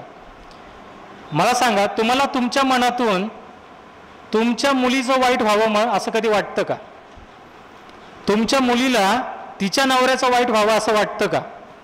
मग तुम्ही जावयाविषयी नेगेटिव्ह विचार जरी केले तरी त्याचा परिणाम शेवटी मुलीला भोगावा लागणार आहे का नाही? हेच तत्व तुमच्या सुनेला पण लावा, हेच तत्व तुमच्या मुलाला पण लावा, हेच तत्व इतर नातेवाईकांना पण लावा. मला सांगायचं आहे काय की माझी मुलगी चांगली आणि जावई वाईट, किंवा माझा मुलगा चांगला आणि सून वाईट, हे थांबलं पाहिजे. माझी सून आहे ना तर ती चांगलीच आहे, माझा जावई आहे ना ते चांगलंच आहे. आता हे चांगुलपणा कसा टिकतो माहिती आहे का? आधी तो चांगुलपणा आहे हे कसं कळतं ते सांगतो, म्हणजे तुम्हाला लक्षात येईल की हे कसं घडतंय सगळं. तुम्ही 4 लोकांकडे जाता आणि ती 4 लोक तुम्हाला सांगता, अहो तुमची सून भेटली होती, फार छान वाटलं बोल. तुम्हाला प्रश्न पडतो, माझ्याशी कधीच नीट बोलत नाही. दुसरा कोणीतरी सांगतो, अहो तुमचे जावई आलते, फार चांगला माणूस आहे. तुम्हाला प्रश्न पडतो, आम्हाला कधीच जाणवलं नाही. कारण आपण त्या नजरेतून कधी बोललोच नाही, आपण त्याच्या पलीकडे जाऊन मित्रत्वाचं नातं कधी निर्माणच केलं नाही. आपण ती मोकळीक एका नात्याच्या पलीकडे जाऊन दिलीच नाही. तुमच्यापैकी जर चुकून कोणी शिक्षक असेल तर तुमच्या वर्गातल्या विद्यार्थ्याबद्दल दुसरा शिक्षक तुम्हाला येऊन सांगतो, ह्या मुलामध्ये ह्या क्वालिटीज आहेत. तुम्ही आश्चर्यचकित होता का? त्या नजरेने आपण बघितलेलंच नसतं कधी. सांगायचा मुद्दा काय आहे की माझी नजर जशी असेल ना, दृष्टी तशी सृष्टी. मग मला जर वाटत असेल ना सगळ्यांनी माझ्याशी चांगलं वागलं पाहिजे, तर हे माझं कर्तव्य की मी सगळ्यांशी चांगलं वागलं पाहिजे. आणि हे जेवढं बोलणं सोपं आहे ना तेवढं करणं अवघड आहे. का माहिती आहे का? आजपर्यंत मी जसा वागलोय ना, म्हणून मी पहिल्यांदा चांगलं वागायला गेलो तर दुसऱ्याच्या मनामध्ये जसे मला प्रश्न पडतात तसे दुसऱ्याला प्रश्न पडणार आहे, आज काय झालं, सूर्य पश्चिमेला कसा उगवला, ही बाई किंवा हा माणूस आज चांगलं कसा वागायला लागला. म्हणून तुम्हाला कंटिन्युएशन ठेवावं लागणार आहे. एकदा झालं, दुसऱ्यांदा झालं, तिसऱ्यांदा झाला, समोरचा माणूस कसाही वागला तरी मला चांगलं वागावं लागणार आहे. मग इथे फिलॉसॉफी कुणाची उपयोगाला येते, तर इथे फिलॉसॉफी आदरणीय महात्मा गांधीजींची उपयोगाला येते. इथं फिलॉसॉफी विनोबा भावेंची उपयोगाला येते. कारण या लोकांनी ठरवलं की मला कसं वागायचंय, दुसरा कसा वागतोय हे माझं काम नाही, मला कसं वागायचंय. संयमाची परीक्षा या लोकांनी ठेवली आणि म्हणून ही लोक मोठी झाली. आपल्याला कदाचित त्या व्यक्तींचे विचार नाही पटणार, पण जैन धर्मामध्ये अहिंसा का मांडणं गेलेलं आहे, ते शेवटी गांधीजींनी तेच तत्व घेतलं. एका धर्माने किंवा एका व्यक्तीने एकच तत्व घेतलं ना तरी तो फार मोठा होऊ शकतो. आणि एवढंच तत्व लावा की इथून पुढे कुणी माझ्याशी वागलं ना कसंही तरी मी त्याच्याविषयी चांगला विचार करणार, मी त्याच्याविषयी त्याला मदत होईल असं काम करणार. चुकूनही मी मनामध्ये विचार आणणार नाही की हा माणूस असाच वागला. मी एवढंच म्हणेल की त्याचं काहीतरी अडचण असेल, त्याला काहीतरी आत्ता दुसरी मजबुरी असेल ज्याच्यामुळे त्याने हे अशा पद्धतीने वागणूक केली. आणि जर तुम्हाला राहवलं नाही ना तर त्या माणसाशी जाऊन व्यवस्थित विचार, अरे त्या दिवशी असं असं झालं, काही चुकलं का, तुला काही वेगळं अपेक्षित होतं का. त्यावेळेला तुम्हाला त्याचा पॉईंट ऑफ व्ह्यू, त्याचं म्हणणं लक्षात येईल आणि मग तुम्हाला कळेल तुम्ही जो विचार केलता ना तो कधीच तसा नव्हता. याचं कारण काय माहिती आहे? आझम्पशनला पॉसिबिलिटीज किती आहेत, इनफायनाईट. स्टॅटिस्टिक्स मॅथमॅटिक्सच्या भाषेत बोलायला गेलं किंवा साध्या लॉजिकल भाषेमध्ये बोलायला गेलं तर आझम्पशन, दुसऱ्यांनी का असं वागलं माझ्याशी, याच्या पॉसिबिलिटीज मला इनफायनाईट आहेत. पण दुसरा माझ्याशी कसं वागला हे त्याला विचारलं तर त्याच्याकडे एकच रिझन आहे, पण ते आपल्याला माहिती असेलच हे याची पॉसिबिलिटी अजिबात नाही आहे 100%. आणि म्हणून त्याच्याशी बोला. त्याच्याशी बोलल्यानंतर तुमच्या शंका दूर होतील, तुमच्या मनामधलं कलुषितपणा निघून जाईल आणि तिथे जुळवणुकीला सुरुवात होईल. कम्युनिकेशन, जर कम्युनिकेशनने संवादाने 2 देशातले प्रश्न सुटू शकतात तर 2 नात्यातले सुटणार नाही का? सुटणारच. म्हणून अटल बिहारी वाजपेयींनी जी स्ट्रॅटेजी वापरली पाकिस्तान बरोबर संवादाचं धोरण, ते पाकिस्तानची सोडा आपल्या घरात तरी वापरा. त्याने किमान मत्सर कमी होतील आपापले. आपल्या मित्रांशी वापरा, आपल्या समाजाशी वापरा. ही पहिली स्ट्रॅटेजी. दुसरी स्ट्रॅटेजी, तुम्ही ज्यावेळेस सतत काम करत जाल त्यावेळेस याचा परिणाम असा होणार आहे, समोरच्या माणसाला लक्षात येईल अरे काही झालं तरी हा माणूस चांगला वागतो, याचा अर्थ ह्या माणसाला माझ्याकडून काही नको आहे, हा माणूस बदललाय. मग हा समोरचा माणूस बदलल्यावरती मी बदलतो का? तर कुठेतरी मनातून मला जाणीव होते. आता असा एखादा इन्सिडेंट घडतो की ज्याच्यामध्ये मला कळतं अरे त्या माणसाने मला मदत केली बरं का, बाकी कोणी मदत नाही केली, पण त्याच्यामुळे माझं ती वेळ तरली गेली आणि तो ऑटोमॅटिक तुमच्याविषयी पॉझिटिव्ह विचार करायला सुरुवात करतो, तुम्हाला अनुकूल होत. आता Newton's 3rd law of motion सांगतो, for every action there is reaction equal and opposite. मग आता तुम्हीच विचार करा की हे 2 उपाय करायचे का नाही. जर विज्ञान सांगतंय ॲक्शनला रिॲक्शन आहे इक्वल अँड ऑपोजिट, मी दुसऱ्याविषयी चांगला विचार केला, रिॲक्शन काय होणार आहे? दुसरा माझ्याविषयी चांगला विचार करणार. मी दुसऱ्याविषयी वाईट विचार केला, दुसरा माझ्याविषयी वाईट विचार करणार आहे. पण मी विदाऊट एनी एक्सपेक्टेशन दुसऱ्यासाठी चांगलं काम करत गेलो तर ऑटोमॅटिक हा निसर्ग कधीतरी कुठल्या तरी वेळेस विदाऊट एनी एक्सपेक्टेशन कोणाकडून तरी तुम्हाला मदत करून देणार. मग खरा स्वार्थ कशामध्ये? निस्वार्थामध्ये. म्हणून दुसरी रेमेडी, या समाजासाठी, आपल्या नातेवाईकांसाठी, अननोन व्यक्तीसाठी, रेल्वेने चाललोय आपण, कुठून तरी चाललोय, अनोळखी व्यक्तीसाठी सुद्धा चांगली माहिती देण्याचं काम करा, त्याच्यासाठी मदत होईल असं काम करा. आज ना उद्या निसर्ग त्याची दखल घेईल. कारण हे जग फिजिक्सच्या नियमांवरती चाललंय, रिॲक्शन आणि ॲक्शन आणि रिॲक्शनवरती काम चाललंय. जर तुमच्यापैकी असं कुणाला वाटेल हे सगळं ऐकायला सोपं वाटतं, तुमच्यापैकी आत्ताच कुणाच्या तरी मनामध्ये प्रश्न निर्माण झाला असेल, हे तुम्ही सांगताय ना हे सगळं ऐकायला सोपं आहे, करायला अवघड आहे, तर त्यांनी एकच काम करायचं, फक्त श्वास घ्यायचा, सोडायचा नाही, फक्त ॲक्शन करायची, रिॲक्शन करायचीच नाही. बघा शक्य आहे का? कोणी म्हणला नाही. एक गोष्ट सांगतो तुम्हाला, मनशक्ती प्रयोग केंद्रामध्ये वर्कशॉप चालतात 3 दिवसाची. त्याच्यामध्ये मत्सरघात मुक्ती नावाचाच 3 दिवसाचा वर्कशॉप आहे आणि त्याच्यामध्ये हे एक तत्व सांगितलं जातं की समाजासाठी आपण निरपेक्ष निस्वार्थ काम केलं पाहिजे. तर एक मोठे व्यापारी होते आणि त्यांचा पिंड जन्मजात हा गुजरात मारवाडी या समाजातून आला होता. बाबूभाई त्यांचं नाव, टोपण नाव तुम्हाला सांगतो, रिअल नावाचं काय करायचं. तर बाबूभाईंनी प्रश्न विचारला स्वामीजींना की स्वामीजी ते सत्कृत्य निस्वार्थ कर्म हे सगळं चांगलं आहे हो, पण आम्ही व्यापारी मंडळी, आमचं आहे की एक हात से माल लो दुसरे हात से माल दो, आम्हाला ते सत्कृत्य वेळ दुसऱ्याला सांगत बसणं, समजून सांगत बसणं हे काय आम्हाला जमत नाही. मग स्वामीजींनी त्यांना सांगितलं, बाबूबाई एक काम करायचं, तुम्हाला घ्यायचं कळतं असं तुम्हाला म्हणायचं आहे? बाबूबाई म्हणले हो. टाकायचं जमत नाही? बाबू म्हणले हो, टाकायचं आम्हाला जमत नाही, आम्हाला सोडायचं जमत नाही. स्वामीजी म्हणले उद्यापासून एक काम करा, आज जेवण केलंय का? म्हणले हो. संध्याकाळी जेवणार आहे का? म्हणले हो.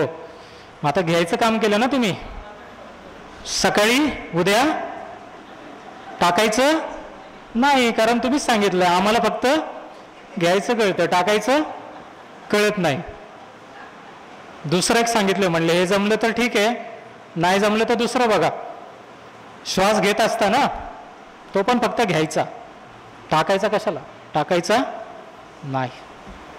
तर गंमत अशी आहे की ह्या निसर्गामध्ये सायकल आहे सगळं. जर एकाने जरी सायकल थांबवलं तर सगळी गडबड होणार आहे. वाहत्या पाण्याला कधीच तुम्हाला त्रास नाही दिसत, पण जर साचलेलं पाणी असेल तर त्याचं डबकं होऊन जातं. आणि म्हणून हे सर्क्युलेशन आहे. आपण दुसऱ्यासाठी काम केलं तर दुसरा कोणासाठी तरी काम करेल, तिसरा चौथ्यासाठी करेल, चौथा पाचव्यासाठी करेल, आणि ज्यावेळेस ही साखळी कंप्लीट होईल ना त्यावेळेस ऑटोमॅटिक कोणीतरी माझ्यासाठी करेल. आणि जरी नाही ना केलं तरी माझी कर्मशुद्धी झालेली असेल का? तर अजून एक रिसर्च केला गेला, तिसऱ्या मुद्द्यावरती येतोय मी. ज्यावेळेस मी इतरांसाठी काम करतो ना त्यावेळेस माझ्यावरती सगळ्यात कमी स्ट्रेस असतो आणि सगळ्यात जास्त समाधान आणि शांती असते. पण ज्यावेळेस मी माझ्या लोकांसाठी काम करतोय आणि माझा स्वार्थ घेऊन काम करतोय आणि ते जर अपेक्षित रिझल्ट्स आले नाही तर सगळ्यात जास्त ताण आणि सगळ्यात जास्त दुःख हे त्या क्षणामध्ये होतं. एक उदाहरण देतो म्हणजे तुम्हाला लक्षात येईल. तुम्ही दुसऱ्या मुलासाठी काम केलं, जो मुलगा शिकू शकत नव्हता, त्याची परिस्थिती नव्हती, पण त्याला तुम्ही वह्या पुस्तकं घेऊन दिलीत आणि एखाद्या परीक्षेमध्ये तो चांगल्या मार्कांनी उत्तीर्ण झाला. मुलगा दुसऱ्याचा उत्तीर्ण झालाय, तुम्ही फक्त त्याला वह्या पुस्तकं दिली, तो नापास झाला असता तरी तुम्हाला त्रास नसता झाला, पण तो पास झाला म्हणून तुम्हाला जास्त आनंद झाला. तुम्ही सांगत सुटले दुसऱ्यांना, तुम्हाला जास्त समाधान वाटलं, शांती वाटली. रस्त्याने तुम्ही चाललाय, एखाद्याचा ॲक्सिडेंट झाला, त्याला ओळखत नाही तुम्ही पटकन मदत केली, त्याला हॉस्पिटलमध्ये पोहोचवलं, दुसऱ्या दिवशी चौकशी केली, तो बरा झाला, तुम्हाला चांगलं वाटतं. पण तेच तुमच्या मुलासाठी तुम्ही भरपूर कष्ट घेतले, तुम्हाला अपेक्षित होते 90%, मुलांनी पाडले 88%, तुम्हाला सगळ्यात जास्त दुःख होतं. सांगायचा मुद्दा काय, दुसऱ्यासाठी तुम्ही थोडं जरी काम केलं तरी त्यांनी तुम्हाला आनंद मिळतो, आणि स्वतःसाठी काम करताना थोडं जरी अपयश आलं त्याने दुःख येतं. आणि म्हणून सत्कृत्य केलं पाहिजे. सायन्समध्ये असा प्रयोग केला गेला की एका ग्रुपला सांगितलं तुम्ही फक्त दुसऱ्यांचा चांगला विचार करायचा, दुसऱ्यांसाठी काम करायचं. एकाला सांगितलं फक्त स्वार्थासाठी काम करायचं, फक्त स्वतःसाठी जगायचं. तर ज्यांनी फक्त स्वतःसाठी जगलं ना त्यांना सगळ्या सायकोसोमॅटिक डिसऑर्डर्स झाल्या, आणि ज्यांनी इतरांसाठी जगायचा प्रयत्न केला त्यांचे सायकोसोमॅटिक डिसऑर्डर्स कमी झाल्या, किंवा ज्यांना नव्हत्या त्यांना ते होण्याचे चान्सेस कमी झाले. सायकोसोमॅटिक डिसऑर्डर्स म्हणजे काय, BP, शुगर, थायरॉइड, या सगळ्या सायकोसोमॅटिक डिसऑर्डर्स. आणि म्हणून तुम्हाला असं दिसेल की जो माणूस गोड खात नाही त्याला सुद्धा कधी कधी शुगर डिटेक्ट होते. जो माणूस भरपूर डाएटवरती कंट्रोल करतो त्याला सुद्धा शुगर झालेली दिसते. कुठे आहे कारण? तर याला फक्त शारीरिक कारण नाही आहे, याला दुसरं पण कारण आहे. त्याच्याविषयीचं दुसरं विवेचन आहे रोगमुक्ती विज्ञान उद्या, तर त्यावेळेस त्याचा डिटेल तुम्ही समजून घ्या. तर सांगायचा मुद्दा असा आहे की फक्त विचारांनी परिणाम होतो. चौथं त्याच्यातलं उदाहरण देतो. 1976च्या आसपास एक ऑलिम्पिकचा खेळाडू होता, आणि त्या खेळाडूचा त्याच्या स्पर्धेच्या आधी 1 वर्ष ॲक्सिडेंट झाला. त्या ॲक्सिडेंटमध्ये त्याला पाय कापावा लागला, आणि तो पाय कापून त्याची सर्जरी झाल्यानंतर त्याचा एक पाय 2 इंचाने छोटा झाला. दुर्दैव असं होतं की हा खेळाडू होता, ॲथलेट, रनर होता, आणि एक पाय छोटा झाला आहे, एक पाय मोठा झाला आहे, म्हणून त्याला पळताना त्या गॅपमुळे अडचण यायची. त्याने त्याचा शूज पण मोठा करून घेतला, पण त्याला ती जी कंडिशनिंग झालं होतं 2 पाय सारखे आणि आता 1 पाय छोटा, त्याच्यामुळे त्याला तेवढं पळता येत नव्हतं. त्याच्या कोचने त्याला एकच सांगितलं की अजून स्पर्धेला 6 महिने बाकी आहेत, तू फक्त विचार कर की पेशींनो, मला एवढीच विनंती आहे तुम्हाला की तुम्ही चांगल्या हेल्दी व्हा. तुमची जखम जी झालेली आहे, ऑपरेशन करावी लागलेली आहे, याचं तुम्हाला दुःख होतंय, तुम्ही तुमची रिकव्हरी चांगल्या प्रकारे करा. त्यासाठी जी मदत लागेल ती मी मदत करतो तुम्हाला, पण तुम्ही रिकव्हरी चांगली करा. आणि जर तुम्ही मला चांगली साथ दिलीत तर आपण ही ऑलिम्पिकची स्पर्धा नक्कीच जिंकू. याचा फायदा असा झाला, 6 महिन्यानंतर ज्यावेळेस त्याच्या पायाचे मेजरमेंट्स घेतले गेले तर तो जो डिफरन्स 2 इंचाचा होता तो पुढे कमी कमी होत 1 इंचापेक्षा कमी झाला. आता हे मॅजिक नाही आहे, हे सगळं सायंटिफिक टेक्निक्स आहे. त्याला आत्ताच्या भाषेमध्ये हिलिंग म्हणतात. तुम्ही मनावरती काम करता त्याला एक प्रकारचं हिप्नॉटॉझिम म्हणतात काही लोक, म्हणजे तुम्ही त्या एका ट्रान्समध्ये जात. तर आपल्याला आपलं मन अशा ट्रान्समध्ये लिहिलं पाहिजे की दुसऱ्यांवरती चांगलेच विचारांचं प्रक्षेपण झालं पाहिजे आणि स्वतःवरती पण चांगल्या विचारांचं प्रक्षेपण झालं पाहिजे. म्हणजे काय होणार आहे, आपलं घर मंदिरासारखं पवित्र होणार आहे. 3 स्ट्रॅटेजी लक्षात आल्या? या 3 स्ट्रॅटेजी झाल्या.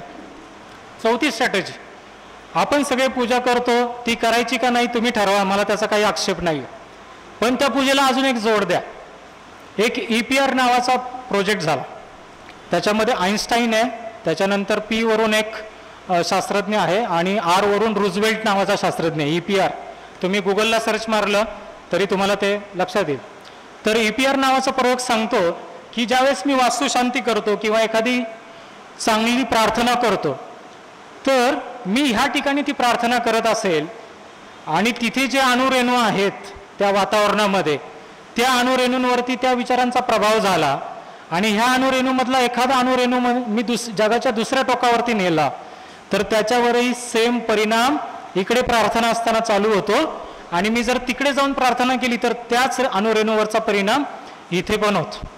आणि म्हणून आपल्या पूर्वीची लोक किंवा आता सुद्धा तुमच्यापैकी काही लोक मंदिरात गेले की तिथला भस्म किंवा तिथला जो अंगारा आहे तो घेऊन येतात घरी. किंवा आपण काशीला जातो किंवा गंगेला जातो तर तिथलं जल घेऊन येतात. काय कारण आहे? प्रत्यक्षात तुम्ही तिथली माती आणि पाणी आणता. का आणता? तर मातीला आणि पाण्याला स्मृती असते असं विज्ञान म्हणतं. मग जर तिथं चांगल्या विचारांचे प्रक्षेपण केलं तर त्या चांगल्या विचारांची स्मृती त्या माती आणि पाण्याला असेल का? असणार आहे. म्हणून ज्या ज्या वेळेस तुम्ही वास्तुशांती करता तर त्याला एक वैज्ञानिक उपाय जोडा की जिथे कुठेतरी चांगलं काम चालतं ते चांगल्या कामाच्या ठिकाणची माती पाणी आपल्या घरी आणायचे, आपल्या घरचं माती पाणी तिथं न्यायचं. आता बऱ्याच वेळेला असं ठिकाण शोधणं तुम्हाला अवघड जातं आणि म्हणून आपल्या पूर्वजांनी यज्ञ संस्कृती सुरू केली. यज्ञ संस्कृती म्हणजे काय? तर यज्ञ म्हणजे काय? तर ज्ञानाने केलेला त्याग. बघा, आपण ऐकलंय कामेष्टी यज्ञ म्हणजे काय? माझी सर्वोच्च महत्वाकांक्षा पूर्ण झाली पाहिजे असा यज्ञ. म्हणजे आपल्या मनावरती फक्त एकच बिंबवलं गेलंय की फक्त काहीतरी मिळवायचं असेल तर यज्ञ करायचं. हे चुकीचं आहे. यज्ञ सांगतो आधी त्याग करा, शक्ती मिळवा आणि मग कर्म करा, पाहिजे ते मिळेल. यज्ञ काय सांगतो? आधी त्याग करा, शक्ती मिळवा, मग पाहिजे ते कर्म करा, पाहिजे ते मिळेल. हे जर तुम्हाला पटत नसेल तर आपण आहुती देताना काय करतो? इदन्न मम, हे माझे नाही. आपण प्रत्येक गोष्टी राग करतो. आपल्याकडे काही लोकांना जुन्या पिढीतला जर राग आला तर ते काय म्हणतात? काय समजलं? सगळ्या गोष्टींची मी राख रांगोळी करून टाकेल. म्हणजे काय? सगळ्या गोष्टी मी त्याग करून देईल. मुलाचं आणि वडिलांचं भांडण झालं तर ते कधी कधी धमकी देतात पुढच्या पिढीला. काय समजलं असतो आम्हाला? सगळ्या गोष्टींची आम्ही राख रांगोळी करून टाकू किंवा सगळं डोनेट करून टाकू. ते इदन्न मम आहे. पण ते डोनेट करणं फक्त सेकंदापुरतं वाटतं. प्रत्यक्ष डोनेट करायला पेपर आणले तर ते डोनेट कदाचित होणार नाही. तर ही यज्ञ संस्कृती म्हणजे काय? तर फक्त हवन करत नाही बसायचं, झाडं तोडायची आणि ती अग्नीला व्हायची हे अपेक्षित नाहीये. ते प्रतीक आहे. ते काय आहे? प्रतीक आहे की बाबा मी हा त्याग करेल. काय त्याग करेल? तर तो तुम्ही तुमच्या मानसिक पातळीवरती, वैचारिक पातळीवरती अग्नीला सांगा. त्याचं माध्यम म्हणून ती छोटीशी वाळलेल्या झाडाची काडी वापरा. त्या दिवशी तुम्ही उपास केला असेल तर ते तूप वापरा. बघा तूप कसं व्हायचं आहे? त्या दिवशी उपास करायचा आहे. मी जेवणामध्ये जे तूप वापरणार होतो ते 2 चमचे 4 चमचे तूप ते अग्नीला द्यायचं आहे. तो पण त्यागच आहे माझा त्या दिवशीचा. आणि तो त्याग करून मग मी अजून काय त्याग करू इच्छितो? मी एवढ्या लोकांना नॉलेज देईल, मी एवढ्या लोकांसाठी वेळ देईल, मी एवढ्या लोकांसाठी काम करेल. असं काही क्वांटिफाय करा जे सहजासहजी इतरांना कळेल. पण ते तुमच्या मानसिक पातळीवरती अग्नीला सांगा. आता अग्नीलाच का सांगायचंय? प्रकाशच का? आपण मंदिरात गेलो की तिथे अग्नी पेटवलेला आहे, दिवा लावलेला आहे. आता कार्यक्रमाची सुरुवात आपण दीप प्रज्वलनाने केली. चर्चमध्ये गेलात तरी तिथे मेणबत्ती पेटवलेली आहे, अग्नी आहे. मस्जिदमध्ये गेला तर तिथे चंद्र आहे. चंद्राला प्रकाश परत कुठून येतोय? सूर्याकडून येतोय. म्हणजेच प्रत्येक धर्माने डायरेक्टली और इनडायरेक्टली प्रकाशाला एक महत्त्वाचं स्थान, एक स्पिरिच्युअलिटी किंवा धार्मिकतेचं स्थान दिलेलं आहे. बरोबर? मग हे का दिलेलं आहे? आत्ता आपण मोबाईल फोन्स वापरतो. 2 सेकंदामध्ये जगातल्या कुठल्याही कोपऱ्यातून इथे फोन लागतो. मध्ये कुठलीही वायर नाही आहे. कनेक्टिव्हिटी कशी चालते? टॉवरमधून जो सिग्नल येतो तो प्रकाशाच्या माध्यमातून येतो. ऑप्टिकल फायबर्सवरून इंटरनेट वापरतो. तुम्ही तुमच्या मुलांशी किंवा इतर नातेवाईकांशी झूम कॉलवरती बाकीच्या कॉलवरच बोलता. ते इंटरनेट कसं चालतं? ऑप्टिकल फायबरमधून चालतं. टी व्हीवरती आपण लाईव्ह मॅचेस किंवा कार्यक्रम बघतो जगातले, ते कम्युनिकेशन कसं चालतं? हे सगळं प्रकाशामार्फत चालतं. आपण जेवतो त्याच्यासाठी आपल्याला जठराग्नी लागतो, अग्नी आला. इथे आता लाईट आहे, माझे सगळे शब्द तुम्ही ऐकताय, याच्यामध्ये पण हे सगळं कॅमेरा चालण्यासाठी पण इलेक्ट्रिसिटी लागते. हे सगळं स्वरूप कशाचं आहे? एनर्जीचं स्वरूप आहे. मग एनर्जीमध्ये फास्टेस्ट कोण आहे?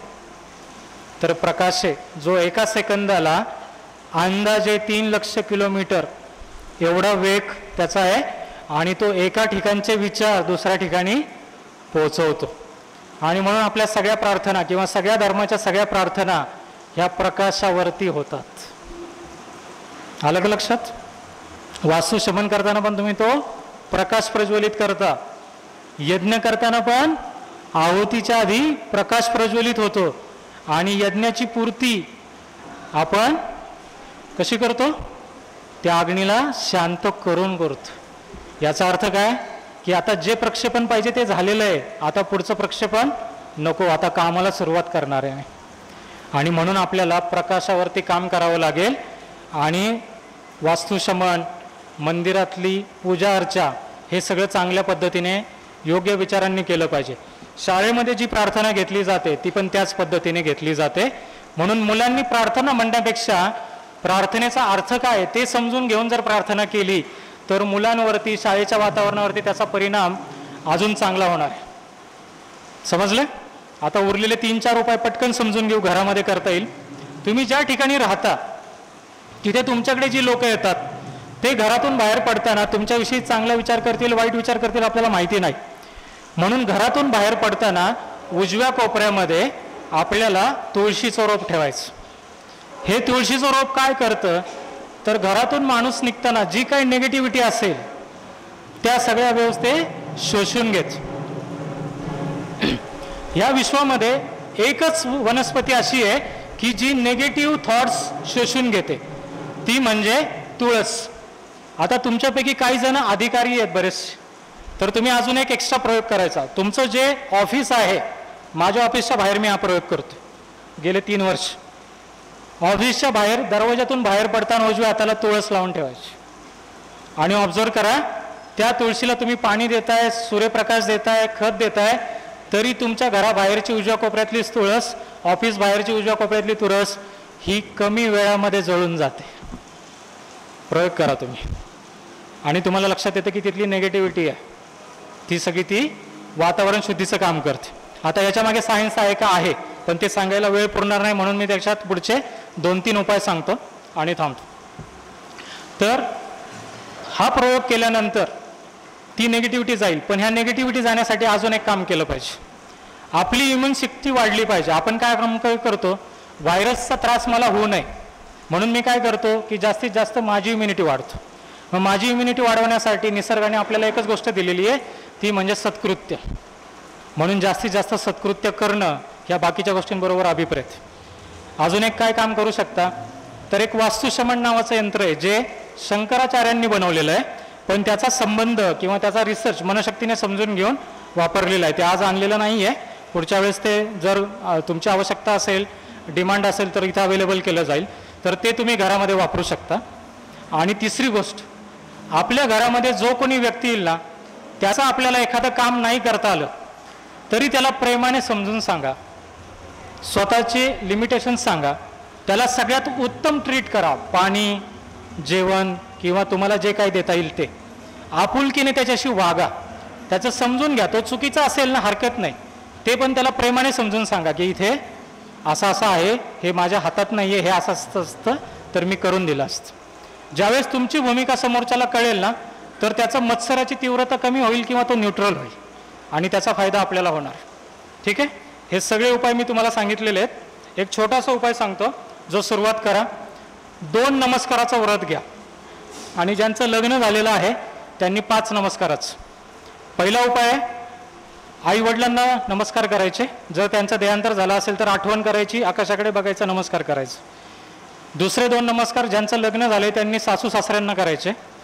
त्यांच्यामध्ये पण कोणी देहांतरित असेल तर आठवण करायची आणि नमस्कार करायचा. आणि 5वा नमस्कार हा पतीने पत्नीला आणि पत्नीने पतीला करायचा. आता पत्नीने पतीला आपल्याकडे ॲक्सेप्टेबल आहे, पण पती ने पत्नीला हा अजून ॲक्सेप्टेबल नाही आहे. पण तो का केला पाहिजे, तर नवरा बायकोमध्ये पण मत्सर होतो आणि तो मत्सर होऊ नये म्हणून तो आपल्याला केला पाहिजे. तर आपण इथे थोडं थांबू, आरती घेऊ. जर तुम्हाला उत्सुकता असेल तर एक 15 मिनटं मला अजून द्या, प्रश्न उत्तर आपण कंटिन्यू करू. चालेल? ठीक आहे. आता आपण सगळे उपाय समजून घेतले, त्याच्यातला एक उपाय फक्त राहिलेला आहे. तेवढा उपाय सांगतो आणि तुमच्या प्रश्नोत्तराकडे जातो. त्याच्यातला एक उपाय जो आहे तो म्हणजे प्रार्थना आहे. आणि तो मुद्दा पण सुरुवातीला सांगितला नाही, कारण आत्ता आपली आरती कदाचित त्याच्या वेळेस येणार होती. तर प्रार्थना म्हणजे काय, तर प्रचंड अर्थ असलेली याचना. जर मराठी विषय कुणाचा असेल तर प्रार्थना अधिक अर्थ अधिक ना, प्रचंड अर्थ असलेली याचना किंवा विचार. म्हणून प्रार्थनेमध्ये पूजेमध्ये ते प्रचंड सामर्थ्य आहे, कारण तिथे आपण विचारांचं प्रक्षेपण करतोय. आणि म्हणून 2 गोष्टींचा उपयोग करायचा आपल्याला, की घरामध्ये आपण दिवा लावतो तर त्याला आपल्याला सगळे चांगले विचार प्रक्षेपण करायचं आहे. ती भाषा कुठली असेल तरी चालेल, पण विचार सगळे चांगले पाहिजेत. आपण आपल्या आरतीमध्ये तेच विचार पडत असतो की सगळ्यांचं दुःख कमी झालं पाहिजे आणि सगळ्यांचं चांगलं झालं पाहिजे. तर हा शेवटचा उपाय मी इथे सांगतोय. आणि आता तुमचे प्रश्न उत्तर काही असतील तर त्याला आपण सुरुवात करू. काय आहेत का प्रश्न? बोला ना.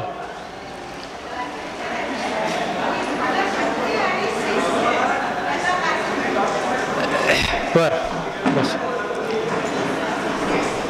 त्यांचा प्रश्न सांगतो मी. त्यांचा प्रश्न असा आहे, मनशक्ती आणि 6th सेन्स याचा काही संबंध आहे का, आणि असेल तर तो नेमका काय आहे? आता ज्यावेळेस त्यांनी हा प्रश्न विचारलेला आहे त्यावेळेस मनशक्ती ही संस्थेबद्दल नाही, तर मनाच्या शक्तीबद्दल हा प्रश्न विचारलेला आहे, लक्षात घ्या. तर मनाची शक्ती आणि 6th सेन्स, तर याचा संबंध विचारांशी, वातावरणाशी, आधी वातावरणातल्या लहरी मी कशा कॅप्चर करतो त्याच्यावरती आहे. त्यासाठी माझं माइंड हे असं ट्युनिंग झालं पाहिजे की मला वातावरणातल्या लहरी ह्या जज करता आल्या पाहिजेत किंवा मला समजून घेता आल्या पाहिजेत, आणि त्याला आपण 6th सेन्स म्हणतो. पण 6th सेन्स हे बऱ्याच वेळेला भविष्य सांगण्यासाठी किंवा इतर गोष्टींसाठी वापरण्यापेक्षा ते जर आपण दुसऱ्याचं चांगलं कसं होईल याच्यासाठी वापरलं तर ते जास्त तुम्हाला मदत करेल. अदरवाईज ती एनर्जी तुम्ही तुमची खर्च कराल फक्त गोष्टींचा अंदाज बांधण्यासाठी, आणि कुठल्या एनर्जीचा जर चांगला उपयोग झाला नाही तर ती शक्ती खर्च होणार आहे. म्हणून कधी 6th सेन्स हे जरी कुणाला वाटत असेल तरी त्याचा अभिमान होण्यापेक्षा किंवा मला हे समजतंय याच्यापेक्षा त्याचा उपयोग मी लोकांसाठी काय करू शकतो जेणेकरून लोकांचं चांगलं होईल याच्यासाठी वापरा. आणि याच्या लोकांचं चांगलं करण्यासाठी 6th सेन्सची आवश्यकताच नाही आहे. लोकांचं चांगलं करण्यासाठी फक्त एक उद्देश पाहिजे की मला कुणाचं ना कुणाचं कुठल्या ना कुठल्या मार्गाने काही ना काही प्रमाणामध्ये चांगलं करायचं, एवढाच उद्देश असेल तर ऑटोमॅटिक तुमची कृती तुमच्याकडून चांगलं काम करून घेते. पण 6th सेन्सचा संबंध मलाशी आहे का, तर 100% आहे. त्याचे सायंटिफिक पुरावे वेगळे आहेत, पण आपल्याला त्याच्यावरती काम नाही करायचं. याच्यासाठी की जे काही कोणी असामान्य काम केलेलं आहे ते लोकांनी 6th सेन्स नाही वापरले, त्यांनी फक्त सामान्य काम वेगळ्या पद्धतीने केलेलं आहे. आता पुढचा प्रश्न कदाचित येऊ शकतो तुमचा की कुंडलिनी जागृत करावी का करू नये, तर त्याच्यावरती इथं योगशक्ती ध्यान नावाचा संच आहे, मत्सरघात नावाचा पण एक संच आहे. आपली जी एनर्जी आहे ना तीच आपण व्यवस्थित वापरत नाही. तर कुंडलिनी जागृत करून तुम्ही काय करणार आहात? कुंडलिनी जागृत झाल्यानंतर त्या शक्तीची जर पर्पज किंवा ती शक्ती मी कुठं वापरणार आहे, किती इंटेन्सिटीने वापरणार आहे हे ठरलं नसेल तर ती शक्ती आपल्याला मारक ठरते. जसं माझ्याकडे जर एकदम 10-15 करोड रुपये आले जे मला अनपेक्षित होते आणि माझी लायकीच नाही आहे की ते पैसे खर्च करायचं नियोजन करण्याची, तर मी ते कसेही वापरतो आणि माझं नुकसान करून घेतो. तसंच शक्तीचं आहे. आपल्याला जेवढी शक्ती पंच इंद्रियांनी दिलेली आहे ना ती सुद्धा आपण वापरली तरी आपलं भरपूर चांगलं कल्याण आणि इतरांचं कल्याण होऊ शकतं. कुठल्याही योग्याने 6th सेन्स जागृत करण्यापेक्षा त्यांनी डायरेक्शन देण्याचं काम केलेलं आहे, जे रामकृष्ण परमहंसांनी स्वामी विवेकानंदांच्या बाबतीत केलं, अनेक क्रांतिकारकांच्या बाबतीत त्यांच्या गुरूंनी केलं. महाभारताचा जर भाग घेतला तर कृष्णाने अर्जुनाच्या बाबतीत केलं, तर त्यांनी नॉलेजच्या माध्यमातून केलं आहे. किंवा कृष्णाला हे सहज सोपं होतं की डायरेक्ट 6 सेन्स द्यायचा आणि अर्जुनाला सांगायचं, पण ते काम केलं नाही आणि म्हणून गीता उभी राहिली.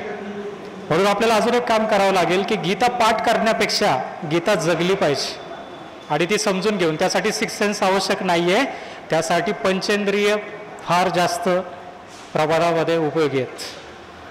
म्हणून तुमच्या प्रश्नाचं उत्तर मी थोडं वेगळ्या पद्धतीने दिलं की 6 सेन्सच्या मागं लागू नका, ते प्रॅक्टिसने ऑटोमॅटिक येतं.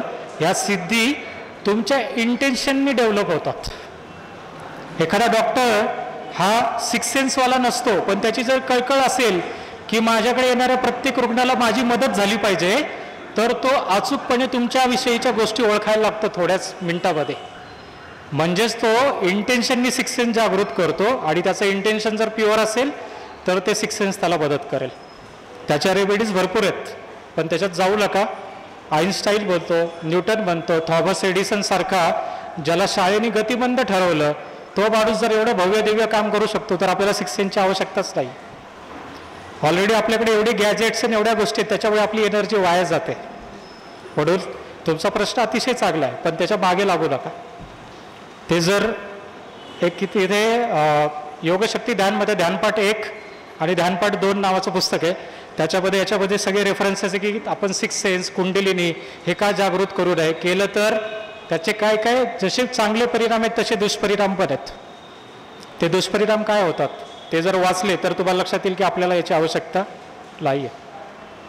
म्हणून बलशक्ती काय करते, मशीन टेस्टचे रिझल्ट तुम्ही कुठे कमी पडताय आणि कुठे तुम्ही चांगलं केलं पाहिजे वळून करते. तिथे ती त्या माणसाचं पोटेन्शियल किंवा बाकीच्या गोष्टी सांगत नाही बसत. तो पण एक 6 सेन्सचाच भाग आहे. आर्टिफिशियल इंटेलिजन्स हे पण 6 सेन्सचाच भाग आहे, पण ते आपल्याला व्यवस्थित वापरता आलं पाहिजे. ठीक आहे. अजून काही प्रश्न आहे? तुमचा उत्तम प्रश्न होता. आजपर्यंत मी अनेक भारताबाहेर भारतामध्ये फिरलो, या पद्धतीचे प्रश्न आपण विचार करत नाही आणि ते केले पाहिजेत. कारण आपण योगावरती काम करतो, मनावरती काम करतो, ध्यानावरती काम करतो. ध्यानाचा एकच उपयोग केला ना तरी भरपूर आहे. काय माहिती आहे, एका वेळेस एकच काम करायचं.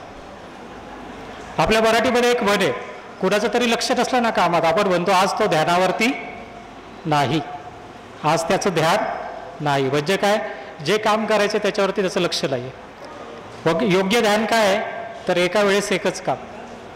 आणि वैज्ञानिक जर डेफिनेशन पाहिजे असेल तर ती ध्यानाची अशी आहे, विचारशून्य अवस्था. विचारशून्य अवस्थेमध्ये तुम्हाला कळणार पण नाही तुमच्या लाईफचा किती स्पॅन गेला, काय काय घडून गेलं, तुम्हाला काहीच जाणीव होणार नाही. त्याला म्हणायचं विचारशून्य अवस्था. आता ही आपल्यासारख्या संसारात अडकून पडलेल्या माणसाला शक्य आहे का? फक्त विचार करा. त्याच्यामुळे खरं ध्यान एवढंच आहे की एका वेळेस एकच चांगलं काम. अजून काही प्रश्न? मनशक्ती आणि इच्छाशक्ती. इच्छाशक्ती आहे ना रोज असते. इच्छाशक्ती आहे ना रोज असते, ती बदलत जाते. मनशक्ती रोज असते पण ती कमी होत जाते.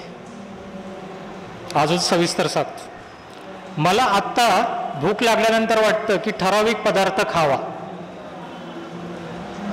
तो पदार्थ जोपर्यंत मिळत नाही तोपर्यंत मी प्रयत्न करतो, त्याला म्हणायचं इच्छाशक्ती. इच्छाशक्ती शमवली गेली, संतुष्टी झाली की पुन्हा नवीन इच्छा निर्माण होते, ती इच्छाशक्ती. ती इच्छाशक्ती पूर्ण संतुष्ट झाली की अजून नव्या लेवलची इच्छाशक्ती निर्माण होते. आज गाडीवरती फिरतोय, उद्या मला 4 व्हीलर पाहिजे, 2 व्हीलरची 4 व्हीलर पाहिजे, 4 व्हीलर आली की मला ब्रँड पाहिजे, ब्रँड आलं की अजून त्याच्यातला महागडं पाहिजे, ही इच्छाशक्ती. मनशक्ती म्हणजे काय माहिती आहे का, जन्माला आलो, एनर्जी घेऊन आलो आणि ती एक्सपेंड करत चाललोय आणि ती एक्सपेंड केल्यानंतर पुन्हा मला मिळत नाहीये आणि मग एक क्षण असा येतोय की त्या क्षणाला माझा देह माझ्या मनाप्रमाणे चालत नाही. आपण म्हणतो आता शरीरावरती तेवढा ताबा राहिलेला नाही आणि एके दिवशी आपलं देहांतर होतं आणि त्यावेळेस जी निघून गेलेली असते ती मनशक्ती. म्हणजे ज्या वेळेस एखाद्या बाह्य बलाने आपण आपलं शरीर हलवू शकत नाही त्याला म्हणायचं मनशक्ती. आणि त्यावेळेस आपल्याला डेथ सर्टिफिकेट मिळालेलं असतं, ते वाचायला आपण उरलेलो नसतो. एवढी सोपी भाषा. अजून काही प्रश्न? बोला. छान, हा पण एक प्रश्न छान होता.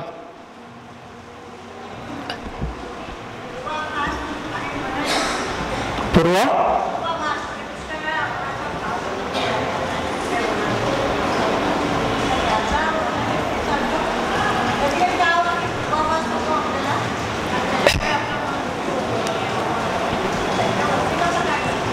कंट्रोल कसा करायचा? छान छान. असं हा पण एक उत्कृष्ट प्रश्न आहे. ताईंचा प्रश्न आहे पूर्वाभास म्हणजे मला काहीतरी वाटणं आणि मग ते वाटतं आणि तसंच घडतं, मग मी हा पूर्वाभास जो होतो याला कंट्रोल कसं करू शकते, बरोबर हा प्रश्न. याला जर 2 शब्दात उत्तर द्यायचं झालं ना, हे सगळे मनाचे खेळ आहेत. हे सगळे मनाचे खेळ. एखादी दोरी कुठेतरी असते आणि ती वेडी वाकडी पडलेली असते आणि तिथं अंधार असतो. आपण ते बघतो, आपल्याला वाटतं हा साप आहे. आपण तिथे जाऊन दुसऱ्या काठीने ते हलवून बघतो आणि मग आपल्याला लक्षात येतं की हे साप नसून हे दोरी आहे. तर कुठलाही भास हा भास आहे ही कल्पना करून त्याला ज्ञानाने तपासून घेणं ही त्याच्यावरची सगळ्यात सोपी रेमेडी आहे. मला जर वाटतं मी आजारी आहे तर त्याच्यावर विचार करत बसू नका. तुमचे बिलियन पॅरामीटर आहेत ना, तेवढे चेक करा. तेवढे पॅरामीटर चेक केले तरी लक्षात येईल तुम्हाला की नाही असं काहीच नाही आहे. आणि याचं उत्तम उदाहरण तुम्हाला देतो. काही डॉक्टर्सकडे पेशंट जातो. पेशंट म्हणतो डॉक्टर मला याला ठराविक ठिकाणी भरपूर त्रास होतोय, माझे गुडघे दुखतात आहे किंवा मला थकल्यासारखं वाटतोय. डॉक्टरला ज्या ज्या शंका वाटतात डॉक्टर त्या सगळ्यांचे मेडिकल रिपोर्ट्स चेक करायला लावतो. पॅथॉलॉजीला आपला पाठवतो तुम्हाला. तुम्ही सगळे रिपोर्ट्स घेऊन जाता, तुम्ही सगळे नॉर्मल असता. डॉक्टर म्हणता अहो रिपोर्ट्समध्ये तर काहीच नाही. तर हा पण एक मनाचा भास आहे की मला वाटतं की मी आजारी आहे. आता याचा दुष्परिणाम कसा होतो, ज्यावेळेस मी सतत विचार करतो मी आजारी आहे, मी आजारी आहे, मी आजारी आहे, तर मी पुन्हा विचारांचं प्रक्षेपण करतोय. माझ्या मनाची शक्ती वापरून माझ्या पेशींना इन्स्ट्रक्शन देतोय मी आजारी आहे. आणि त्या पेशी अजून आजारी असल्यासारख्या वागायला लागतात. आणि मगाशी आपण एक उदाहरण दिलं होतं की त्या खेळाडूने पायाची उंची कमी झाली ऑपरेशनमुळे, त्यांनी इन्स्ट्रक्शन दिली की तुम्ही नॉर्मल होत आहात आणि त्या शक्तीचा परिणाम त्याच्यावर झाला. तर कुठलाही आभास मी कुठल्या परिणामासाठी वापरतोय त्याच्यावरती त्याचा परिणाम चांगला का वाईट ठरतो. जर मी रोज म्हटलं की माझे सगळ्यांशी संबंध चांगले होत आहेत, मी इतरांविषयी चांगला विचार करत आहे, माझ्या मनामध्ये निगेटिव्ह विचार आला किंवा चुकीचा विचार कोणाविषयी आला तर तो लगेच थांबवत आहे, तर तुमच्या वागण्यामध्ये चांगला बदल होतो. फक्त ह्या भासाने, ह्या आभासाने जे घडत ॲक्च्युली नाही आहे पण तुम्ही घडवून आणता. आणि तसंच कुठेतरी काहीतरी चुकीचं घडेल म्हणजे लहान मुलं असतं आणि त्याला कोणीतरी विचारतं इथून तिथे उडी मारशील का, तर एक मूल म्हणतं नाही मला नाही मारता येणार. ते घाबरतं, बॅकआउट करतं, त्याच्याकडून कधीच उडी मारली जाते. एक मूल येतं ते म्हणतं हो मी मारू शकतो, तो शदार्थात उडी मारतो आणि पलीकडे जातो जेव्हा की त्याने आधी कधीच उडी मारलेली असते. तर आभासाची शक्ती एवढी आहे, ती इच्छाशक्ती आणि मनशक्ती याच्यामधली आहे. ती प्रत्यक्षात येईल का नाही हे सगळं तुमचा आभास किंवा तुमची इच्छाशक्तीच्या पुढे जाऊन तुमची अनुकूलता ठरवते की हे घडणार आहे का नाही. ज्यावेळेस मी एखाद्या ठिकाणी चाललोय आणि तुम्हाला वाटेल नाही आता उशीरच होणार आहे, तो उशीर होतोच. तुम्ही फक्त प्रार्थना केली, शांत राहिलात की नाही सगळं व्यवस्थित होईल, संयम ठेवला, स्थितप्रज्ञ अर्जुनासारखा, तर सगळ्या गोष्टी व्यवस्थित होतात. त्याचं एक सोपं उदाहरण, आपल्याला मध्ये आरती आली, आपल्याला सेशन संपवायचं होतं 7 वाजता, चलबिचल झाली का माझी? नाही झाली. ठीक आहे, आरती आली, आरती पूर्ण करू नंतर थांबू, काय होईल? मगाशी गर्दी होती, आता दर्दी आहेत. बरोबर आहे का? हा आभास आहे. आभासामध्ये फक्त ढाळायचं नाही, इच्छाशक्ती स्ट्रॉंग ठेवायची, ऑटोमॅटिक तुमची मनशक्ती काम करून जाते.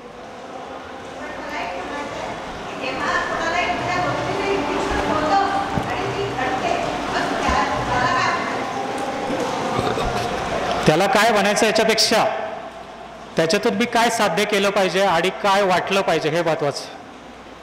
कसं आहे, डेफिनेशन करायला गेलं ना तर आपल्याला 1 तास नाही, आपल्याला आयुष्य सुद्धा पुरणार नाही. सायकोलॉजीमध्ये ध्यानाची डेफिनेशन वेगळी आहे, ब्रेन सायन्समध्ये ध्यानाची डेफिनेशन वेगळी आहे, स्पिरिच्युअलिटीमध्ये ध्यानाची डेफिनेशन वेगळी आहे. याला नाव काय ठेवायचं याच्यापेक्षा त्याचा अनुभव काय असला पाहिजे. एखादा पदार्थ मी खाल्ला आणि तो मला चांगला वाटला तर इंटरेस्ट त्या चवीमध्ये होता का त्या पदार्थाच्या नावामध्ये होता. काही गोष्टी डिफाईन करण्यापेक्षा किंवा त्याला नाव देण्यापेक्षा ते अनुभवणं फार महत्त्वाचं. त्याच्यामुळे अनेक वेळा याला आपण छोट्या गोष्टींमध्ये अडकतो की याला काय म्हटलं पाहिजे, अरे याचं नाव हे, चुका होतील, आपण बरोबर आहे, पण सगळ्यात महत्त्वाचा एक्सपिरियन्स आहे. आणि आता नवीन शैक्षणिक पद्धतीचं जे धोरण आलेलं आहे, राष्ट्रीय शैक्षणिक धोरण, त्याच्यामध्ये मुलांना शाळेतला अभ्यास किती येतो याच्यापेक्षा जास्त भर मुलं काय अनुभव घेतात आणि कशी वागतात याच्यावरती. तर मला तुम्हाला एवढंच सांगायचं आहे की अभ्यास करा, पण तो अनुभवाने जास्त करा, तो समृद्ध असेल. अन्यथा तो पुस्तकी अभ्यास असेल पण अनुभवात नसेल तर त्याचा उपयोग फार होणार नाही. माझं बोलणं तुम्हाला प्रभावी वाटतं त्याच्या मागचं एकच गमक आहे.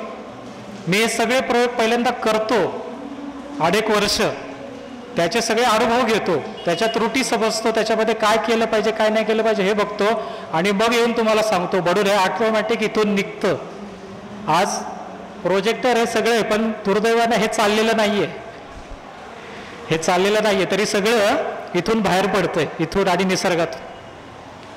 तर हा पण एक प्रकारचा आभासच आहे, ही पण एक प्रकारचं इंट्युशनच आहे, पण ते इंटेन्शन चांगलं असेल तर चांगलं घडणार आहे, एवढंच लक्षात ठेवा. फार बाकीच्या भानगडीत पडू नका. तुमचं वय माझ्यापेक्षा जास्त आहे, अनुभव जास्त आहे, पण मला एवढंच समजलंय फार तपशिलात खोलायचं नाही, फार खोलात जायचं नाही. अनुभव घ्यायचे आणि त्याने तुम्ही खाली जा किंवा त्याने तुम्ही अजून खोल जा. तो अनुभव तुम्हाला संपन्न करतो. नॉलेज हे त्याचं माध्यम आहे, त्याची व्याख्या समजली नाही तरी चालेल, पण अनुभव फार समृद्ध करतात.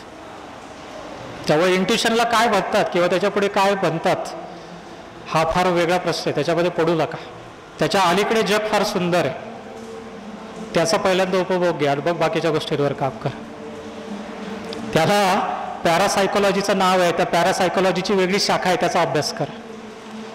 फार ट्रिपेंडस आहे. हिप्नोटॉझिम वगैरे सगळं, हिप्नोटिझम वगैरे सगळं करावं लागेल, मग ते जग अनुभवावं लागेल आणि त्यासाठी मनाची शक्ती फार जाते आणि त्याच्यावर काम करणारी लोक फार कमी आहेत, बोटावर मोजता इतकी आहेत. जर आवड असेल तर पॅरासायकोलॉजीवरून अभ्यास करा. अशी काही लोक आहेत.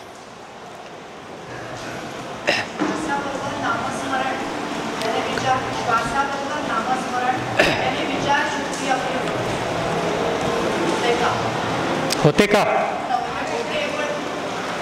श्वासाबरोबर नामस्मरण.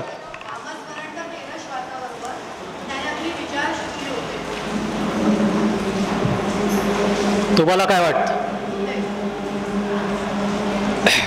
याच्या मागचं सायन्स सांगतो.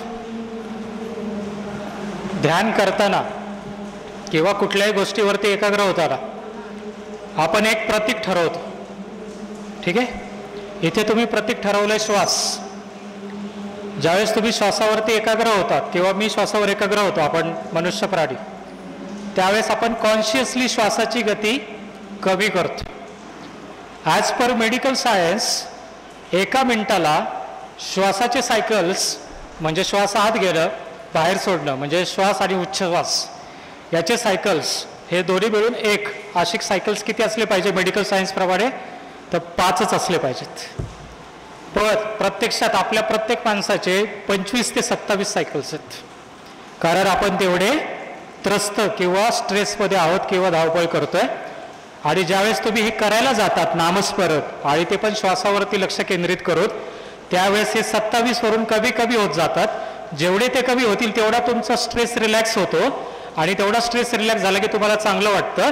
याच्यावरती एक थेरपी मनशक्तीमध्ये ब्रीथ वेल, तुम्ही जर फक्त श्वासावरती कॉन्सन्ट्रेशन केलं आणि एका मिनिटाला तुमचे श्वासाचे सायकल्स कमी नेत गेले तर तुमचे सायको फीडबॅक नावाच्या थेरपीने असलेले सायकोसोमॅटिक डिसिजेस कमी होतात आणि त्याच्यातून तुम्ही पूर्ण बाहेर निघता. आणि ही थेरपी 8 वर्षापूर्वी मी स्वतःसाठी वापरलेली आहे. जो कामाचा स्ट्रेस यायचा कंपनीच्या तो पूर्णपणे मी घालवलेला आहे. जो काही विकनेस येतो तो त्यांनी गेलेला आहे, पण त्यासाठी तुम्हाला 9 दिवस 10 दिवस अलिप्त होऊन त्याच्यावरती काम करावं लागतं.